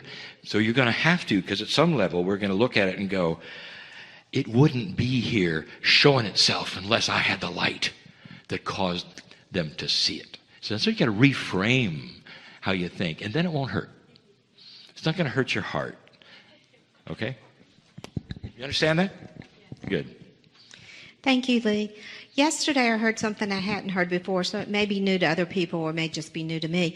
But at the near-death experience, we're programmed to have a mystical or a heavenly kind of thing. Who did the programming, and is it real or is it just inside of our brains? I'll be happy to help you with that, because this was brand new news for me as well, and I'm sitting here channeling, but Kryon showed it to me. The program is some benevolent program of death given to us by the Creator. Who created us? And who is it who put us the divine seed in us? Who gave us free choice? This is given to us, and Kryon said, a program. You want to know the proof of it? I didn't realize it. Start checking into NDE experiences. They're almost all identical. You've got the tunnel, you've got the light, you've got the one who comes back and says, I'm not afraid of dying anymore, over and over and over and over. That's a program. And the program, we don't even like to call it a program, is a benevolent program so that we don't go into fear, horror, shakes, panic when we realize we're shutting down and dying. It's a program given to us of benevolence and light, so we'll go, I remember this, this is okay. That should sit well with you. So the program was given by the Creator for us. This is what Kryon says. There's so much benevolence that you don't see and you don't know about given to us so that we don't have to go into fear and panic and these kinds of things. So that's a good question because that's brand new information for me too. I love that. When Kryon gave that, it made so much sense to me. Even sitting here, I thought, now I got it. I said, it's just so interesting to hear the near-death experiences of so many people and to have that similarity. Do you know what else is similar on a whole other subject? And I'll just go there. Nobody ask it. Is that all right? Okay. I love the fact that only time we had humans get out of the magnetic field is when they went to the moon. You realize that? Now, our magnetic field goes out for hundreds of miles. And so the further out you get, the less it is. Kryon said, book one, you need the magnetic field for life. If you remove yourself from the magnetic field, things start happening. What has happened to almost all of the men who went to the moon and came back? There's been a book written, and there's been a number of them. They first of all, they usually quit the service, they're done. They became artists, a preacher, a poet. Things started happening to these guys. They changed completely simply because they were outside of the magnetic field for a little while. This magnetic field we have is related to our consciousness. Most of us will never leave it. And so that is also a program. I think it helps us with the veil and that kind of a thing. So now we understand, too, that the magnetic field, for whatever it's worth, is starting to lessen. It's not as strong now as it used to be. Kryon said the magnetics of the planet moved more in 10 years than it had in 100. We have now validation of that. I gave it in one of the bulletins we had, and the research shows it. And it's very Kryon-esque. It even shows when it started and stopped. And those years that he said would happen. That's why the whales beached themselves for so long, because the magnetics changed and they were migrating into land instead of water. That's why the runway numbers have been changed all over the planet, because runways are compass headings. Magnetics change, it's lessening, it's changing, helping to change the consciousness because we passed the marker. Do you understand how the earth is coordinating with us? So you can't unknow those things I just gave you. Go do your research. Those things happened. And they happen on schedule when Kryon said they would happen. Things are happening on the planet that go way beyond that which you consider metaphysics. Hi. So my question is about the evolution of education and learning. Okay, education and learning. So I've noticed personally in myself this rise of feeling like I know a healing modality that I absolutely have no recognition of knowing. Yes. And so my question is what does Kryon think about how our education system is going to change? Are we going to have institutions that help us kind of tap into this innateness and kind of expand it? Or is an education system going to kind of be obsolete because the education is actually within ourselves? I think all of those things, because when I asked Kryon, he says, what you don't know is that over a generation or so, you realize the problem was indigo children coming old school, ADD, ADHD, all this stuff. You realize that over a period of years, and it doesn't take that long for young people to be in charge. So you have indigos, I'm looking at you. You have indigos, even older indigos, then starting to be in charge. By the time they get into the place where indigos are running things and they are the principals and everything else, there's a slow, gradual understanding and recognition of the change of education. So this is going to be a slow thing that happens. of any institution that has to change radically, there's a pushback, simply because it always worked or there are those. But slowly there's a die out. You understand that. And so when you have young people who have grown up in a new energy in charge of it, that's when the things start to be able to be changed. And so they will change probably within. And I love the fact that you said institution. It's going to change paradigms. It may not be the kind of institution you think. It may be more privatized than you think. There may be a realization that Montessori and some of these Waldorfs all along have figured it out, and then a turn to them and ask them for advice in public school. Unbelievable as it may seem, that's where it would be going. And it seems too good to be true, but watch for it in the news, but it takes a while, as you know. But that's, are you involved in that? Or are you just curious? All right. I love your curiosity. You will be involved in it.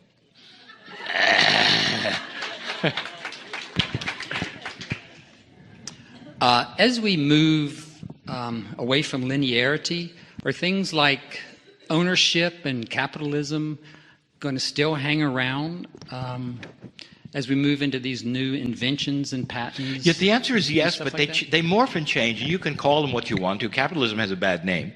But it's the way in a real world. I have a degree in economics, so get me going. And it's the way we've discovered where we can have a system where everybody wins. It's not savage capitalism where you have a loser and a winner. For instance, you go to a movie, and it's a great movie, and you sit there and you paid your $10 or whatever, and you enjoy it so much, and then you see the movie actually put about 3,000 people to work, for a year or more, and you realize, wow, this is kind of a win-win situation. Now, there are people in there that got a lot more money than others, and that's whatever it is, you have to look at that. But it's almost like a win-win situation. We're already starting to see it in new ways of business and corporate. For instance, Google itself is an example. When it came in online and all, I thought to myself, how are they ever going to make money? They're giving everything away. Can you imagine we have a world encyclopedia on our phone? Anything you ever wanted to, you don't have to go to the library anymore because your encyclopedia is in your pocket. So this is absolute knowledge for everyone, a world, anything that's ever been worked on or discovered or, and I thought, if they're going to give it away, how is it going to make money? It took them 3 years to figure that out. They didn't know either. But what took place was what you see now with Google and ads and all that. That's just marketing. But it's a brand new paradigm we never saw before where everybody wins. You start to look at the things that in a different way. Every time you have a new paradigm, it would appear that an old one has to go away. It often does, and you bemoan that. And you say, well, I miss the grocery store down the corner or whatever, and now we have to go here, there. And you're part of a new paradigm which eventually will help more of us. I want you to watch for this. So when you take a look at capitalism, that's how it's changing. New paradigms of capitalism where more people win in the process of selling a product. I love something I never thought would happen is that if you're a composer and if you're a kid, and let's say that you're an up-and-coming composer as an 18-year-old, and you got a song that's great. Did you know that you can put it on a place on the net and let 1 million people hear it and judge it right now, even with you and your guitar? You might think, well, so what? I'll tell you so what, because it wasn't that many years ago you would never be heard by anybody, because the record companies had attorneys, not musicians, in charge of opening the bags of cassettes, listening to every single one of them, and choosing which one was good. And that's how hit songs were done. I've been in the industry. Now you have artwork, you have poetry, you have the best of the best, which is instantly available to everybody, and they can make a judge for themselves. This thing about America's Got Talent and Idol and all these, have you seen the amount of talent we're seeing in the world? That never happened before. That is a new paradigm. You get in the picture. So you're not going to have a big shift or something fall or fail and go through that in order for a new paradigm. They show themselves, and the media has allowed that. And of course, with that's the downside too. You have to choose carefully what you see and watch because everything is available. But we're smart. We can do that. Anyway, that's how I see capitalism shifting and changing. More people are going to win. There's going to be a lot better. We have ways now of microfunding. Have you heard of that? Well, if you have a project, there are those who will loan you $100 or $200 or whatever to get it launched. And these are the things we're starting to see. Never in my age was this here. This is going to change capitalism and redefine it. Okay. Hi, thank you. My question has to do with artificial intelligence. Good. So I totally resonate with what you're saying about what's coming and the future and all the shifts and all the good things and all that. So this question is sort of a tree with a couple of branches. My concern is the loss of jobs that is coming with all the robots and the artificially intelligent systems that are taking the place of jobs.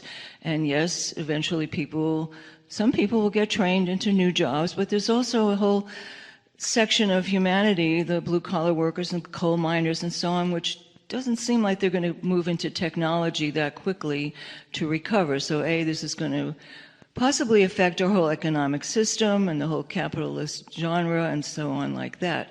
Also, we have the concept of the damage that electronics is doing to our nervous system, children not engaging in their human abilities and taking, all the little electronic things and gadgets and so on. That's all a given. And then we have 5G coming. That's the third question. So yeah. So yes, my only solution in my tiny mind is mutation, and that's, answering one at a time, and every single one of those is absolutely, truly a concern. Any new technology gives us a concern. I mean, you can imagine what happened when automobiles came in to all of those who did horses. I mean, it always is there. Always is there. 5G, I hope they stop it someday. It's not appropriate. Everything I've seen about it is wrong, and yet they're going forward. Do we have power as public or not? And I hope that they can redesign it or eliminate it under the guise of communication is better. They're putting 5G in known to be harmful. Okay. Number two, you ask in the second question about the first question was about jobs. What's the second question?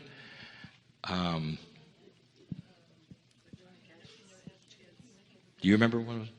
She's not. Yeah, the second part was children and the EMF and the harmfulness of electricity and the energies, All of these things are going to have to be taken into consideration, but I think the biggest part of your question was the fact that we're giving them gadgets and dumbing them down. Ask a child today to do long division. I'm not even sure it's still taught. And so what there has to be a recognition of back to schooling. So we must have the basics in school. We cannot throw them away because we have calculators. I learned on a slide rule. Anybody know how to work that? Okay. The kids today have no idea. That is very valuable. We ought to be able to do everything manually, and there should be classes on that in school. I think that is coming because it makes sense. There will be some institution will test the kids and find out that none of them could do anything without their phone. And they'll go, holy moly, what's missing, and that's going to get around, and that's how these things happen, very, very slowly. The job situation is more complex. I don't know. But Kryon says there's things that you don't know that we'll need to manufacture and do that are not here yet. And so you have a shift from one kind of a production to another production. When Kryon said a number of things that are coming, and he talked to this group in Serbia about it. He said, batteries are dead. You won't have them anymore, ever. And then there's a question, well, how are you going to do it? Because you're going to end up with electricity production absolutely everywhere, miniaturized, with little magnets spinning around making trickle charges constantly for your phones or whatever. Batteries won't be then thrown away anymore. And there's a whole industry. What are we going to do about the batteries that are being discarded? And you'll say, there are none. So who expected that? You see what I'm saying? This is the same kind of thing. Nobody's going to expect certain things that are going to occur because they haven't arrived yet that are going to put people to work. And then we have to decide about things like China. Who's going to do our manufacturing? Us or them? Does it make sense? These haven't really been discussed yet or really balanced. And they will be, because you're going to have younger and hopefully better common sense politicians who will ask those questions. And then the public can start voting and seeing a different kind of politician. Kryon has talked about this. He says you're going to have a politics where they don't assassinate each other. And they don't have committees digging in the dirt of the other side's, right. And that you're going to judge on how compassionate they are to each other. Can you imagine such a thing? I can't either.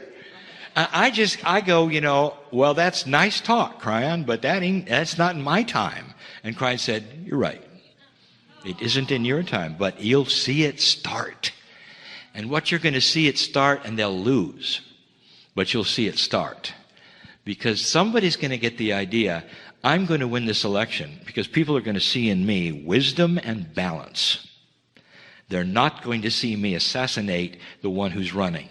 I would like to talk to the one who's running and say, you're a patriot just like I am. We got different ideas, but let's go for it. You run on your ideas, I run on my ideas, but there's nothing wrong with you, sir, ma'am, and you go from there. And people are going to see that and go, that's the person I want. I don't care what they say. I want more of that, especially on what's happening today.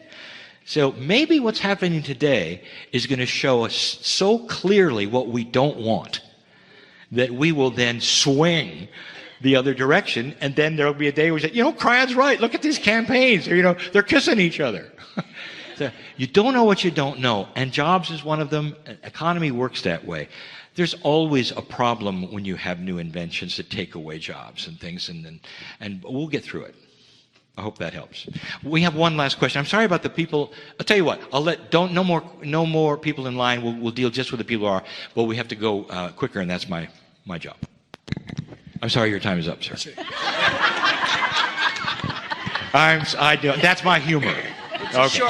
It's a short one. Okay. So I'm very impressed with the method that seems to be sweeping the world, the Ho'oponopono method, therapy method. And I was just wondering if it goes back to the time of Lemuria. Absolutely. In fact, it is a Hawaiian name. I learned about it more than 10 years ago from Jan Tober. She was always talking about Ho'oponopono. And then we would have this thing where we touch foreheads and you're supposed to look in each other's eyes. I could never do that. I just burst out laughing. This is just whatever. This is a forgiveness process. And the forgiveness of others and yourself is key to starting a compassionate purpose. Hi. I was just curious if you have an update on the water cycle. I live just south of Charlotte, and I think we came in at like 18 or 20 inches above average or normal. It's going to continue that. There'll be cycles of more and less. But what you're seeing is a change of weather. So the weather means water. San Diego, where I live, is known for very constant temperature. It's a desert area. There is very, very little rain. So we buy our water from Northern California. They're now in trouble. And so there's a raging argument about why should we sell our water now to the south and all that in California. You're starting to see that. So I would like to tell you, in the last month and a half or so, when I return home, it's raining.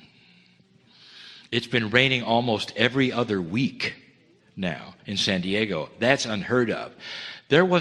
I was raised in a town, I saw snowfall for the first time when I was 30.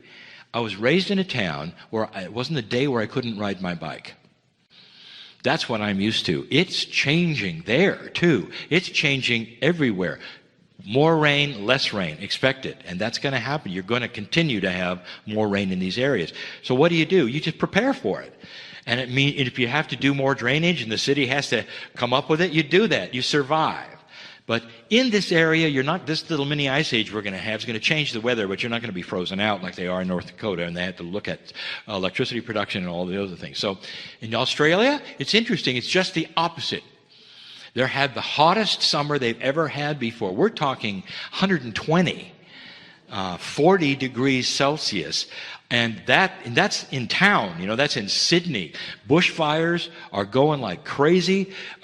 That's all part of the weather shift too. They're seeing the opposite of the mini ice age down there, but they're certainly seeing the weather shift. Hey, I totally understand how the light is giving us all a better view of what's in the dark. My question is, how can we best support, because all that's going to be a huge shock to everybody's system. And even us that are aware of it are still going to go, ugh. So how can we best support ourselves, our loved ones, and our community, our country, our planet as a whole to hold space for that? That's going to be up, they're going to watch your reaction because you tell them you've got something. You're in a meeting like this and you're studying it with us, with me. They're going to look to you for your reaction. And if you go wacko and into fear, they'll know that everything we teach is nonsense. You see? They're going to look to the people that, the community is going to look to the people that are not losing their minds. Yeah, but they're watching us. They're watching us. We got people in almost every industry in here. And we got teachers and nurses and healers and whatever, and maybe even a physicist. This is what I see in our audiences. It's how we react. It's also how we react to our kids and our grandchildren and whatever, and what we show them. And if we're not afraid and we have good explanations and we talk about light and all, it gives a whole different perspective. But they see balance. We got to show them balance. This is Kryon 101. That's the answer. No matter what happens on the planet, we got to show them balance. People say I'm the Pollyanna channel. But you got to remember, Kryon is a futurist. Kryon sees and tells us the future. Not today, not tomorrow, not even 10 years from now. I mean, the Ice Age is 15 years. He says you'll know it when it gets here. These other things I'm talking about with new economies and new communications and better sense of what we're doing comes slowly, but it's coming. Like the Me Too movement. Ladies, did you ever think, honestly, that you'd see it? And the answer is no. Your heads are shaken because it never did. Why is it happening now? Why are you calling the things that are happening and people are coming out of the woodwork and going, and the church with the pedophiles? How long has that been happening? Forever. Now it's starting to show. That's got to tell you that we are tweaking the average curve of what we're objecting to, what we want, and what we're doing about it. And that really is the answer. It's going to come slowly, and we have evidence that it's already started. Okay? Super. It's time for a break, but nobody can ask me a question in the break. I know what you're thinking. So I think we're all ready. So soften your knees, really focus your intention, connecting in with Gaia, with Mother Earth, and drawing in, take a deep breath. Thank you, Gaia.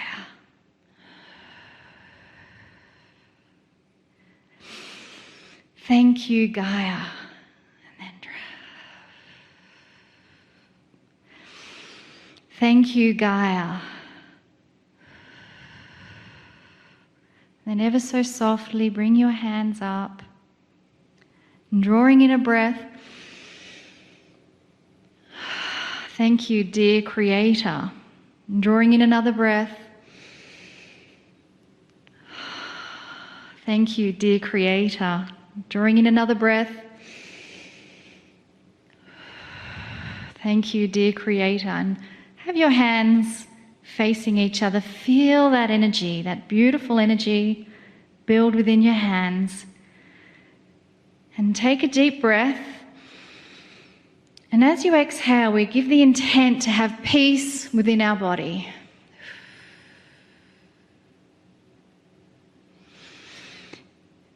Take a deep breath. And as you exhale, our intention is peace within the body.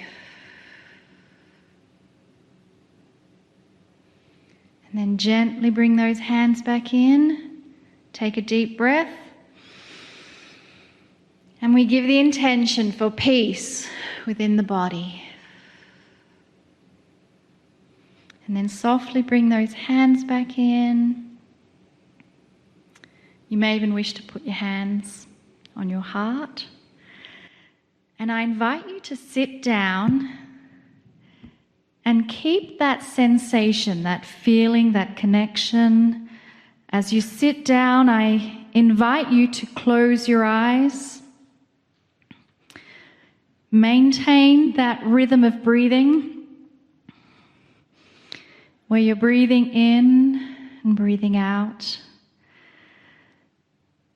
And feel that peace within the cells of your body.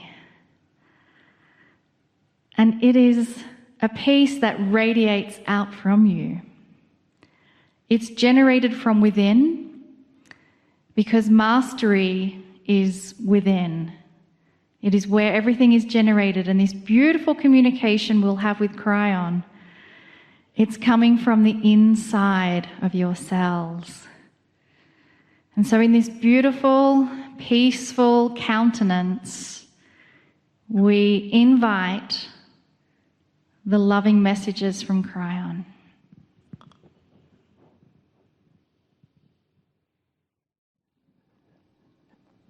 Greetings, dear ones. I am Kryon of Magnetic Service. This particular channel, at the close of this day and the close of this meeting, is for those here. Eventually, it will be listened to by many people who would expect perhaps another channeling of information specific to a theme. But it's not that way. The message is for those of you in the chairs. So many times the questions have been asked after a meeting like this, where those who have presented have gone quickly with so much information. And it happens again tomorrow. And some have asked, how do we treat this kind of thing? Where you are fed information that perhaps you didn't expect, that is beyond what you thought could even be. Tomorrow there will be a validation of some things you didn't expect are here already. The teacher Greg told you that some of the world's most pressing problems have already been solved. There is a quickening, dear ones. For all of those of you who sit in the chairs, you should hear this. A quickening of what is available on the planet. This is a battle of dark and light. Are you surprised that there are those who would like to sequester it now? Who don't want the light to come bursting out from those even sitting in the chairs? And it's true. There are those right now on this planet invested in keeping things from the light. And you're going to see more of it. And that is what you're experiencing, that sometimes is so perplexing, that's made so much of a change on this planet. But what about you? Sitting here right now. I know all of you. Every single one. I speak to you from a place that is inconceivable. When you were young and you were told about God, one of the things that was universal was that God could listen to 1 billion prayers and know every single one of them and the heart from which they came. Hard to imagine, is it not? That there is some kind of a creative source, a loving source that knows you so well that 1 billion of you can speak at the same time, and God hears you. From that stance, I say, I know you. Not the Kryon knows you, but the source of which I emanate knows you. You're here in the chairs, and you either believe these things or you don't. That there's something larger than that which you have been told about God. In any classroom of any church, of any group of individuals, you have no idea. And that is what is bursting out of even some of you. That is what brings you to the chair when you say, I want to know more. And it's not necessarily more about the science or that which is coming, but it's more about you. What is it right now that you could learn, or you could know, or you could be, that you would leave differently than you came? And perhaps it is perception, but more than that, what if you were here to receive what I'm about to give you? If you are ready, an infusion of love and compassion that might change the perception and open you up to an understanding that you are a piece of God. And in that, everything that was presented today, you can drop your notes. It goes in and stays at some level, because you have that same attribute that you learned so long ago of a Creator who could listen to 1 billion prayers. And in that, you also have the ability to stop for just a moment and open up your countenance, your entire spiritual being. Think of it as an opening flower that has been closed like a rose for so long, but then given just the right impetus, it might open up just slowly enough to let in what you came for. Not the information, that's there as well, but an infusing of something you didn't expect right now. Right now. Those who sit in the chairs who want it, something that's going to blossom a little later, and something that you're going to feel. Perhaps now, perhaps days from now. When you start to analyze what happened this weekend and you say, something happened to me, and it wasn't the information. Dear ones, prepare to get bigger in a spiritual way than you think. That is why you came. Not just to this meeting, but perhaps why you're on the planet. Open up that flower for a moment and then close it in a moment, because this is a precious place that you expose, where it's absolutely safe to be. And in that moment, right now, I want you to feel the infusing of love and compassion pouring into you. Like Spirit, like God has all of a sudden extended His hand, her hand, and in that you take it. And you say, I've been waiting for this moment. Mastery is part of this process. You deserve it. It is your lineage. You're here for it, and you don't have to work. All you have to do is understand. Right now, with that flower open, give permission to flow into you. Let the spigot open and let it pour into you, and understand that this is why you came. It is your privilege, your magnificence, to receive every single thing that you think you came for. Dear ones, the issue is this. The image of the Creator is here, and it's far larger than anything you've ever been told, ever, on this planet. That is the discovery at hand. Feel it. Feel it. Accept it if you wish.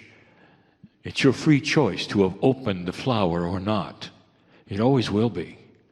It always will be. Nothing is pushed upon you that you did not ask for. Nothing.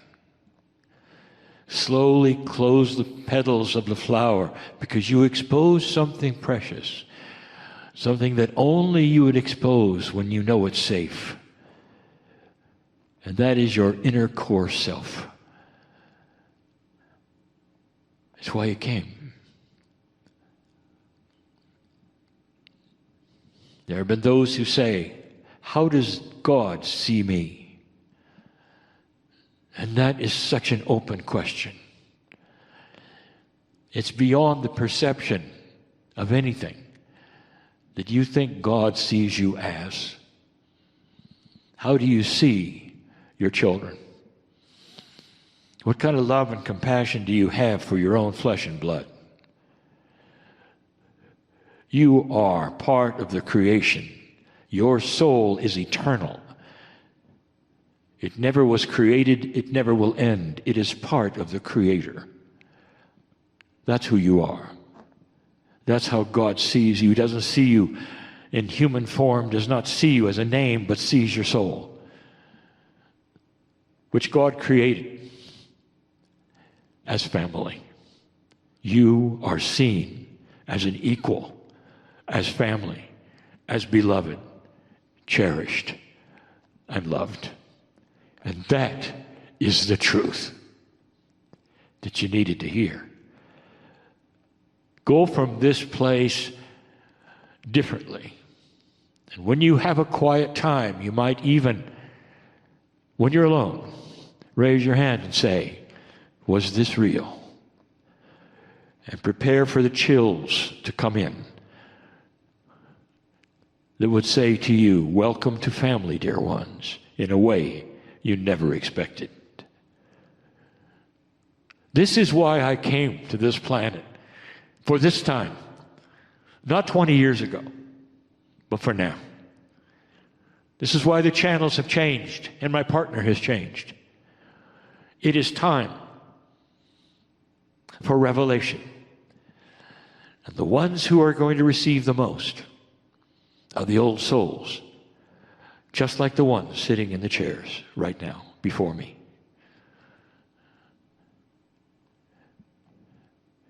And so it is.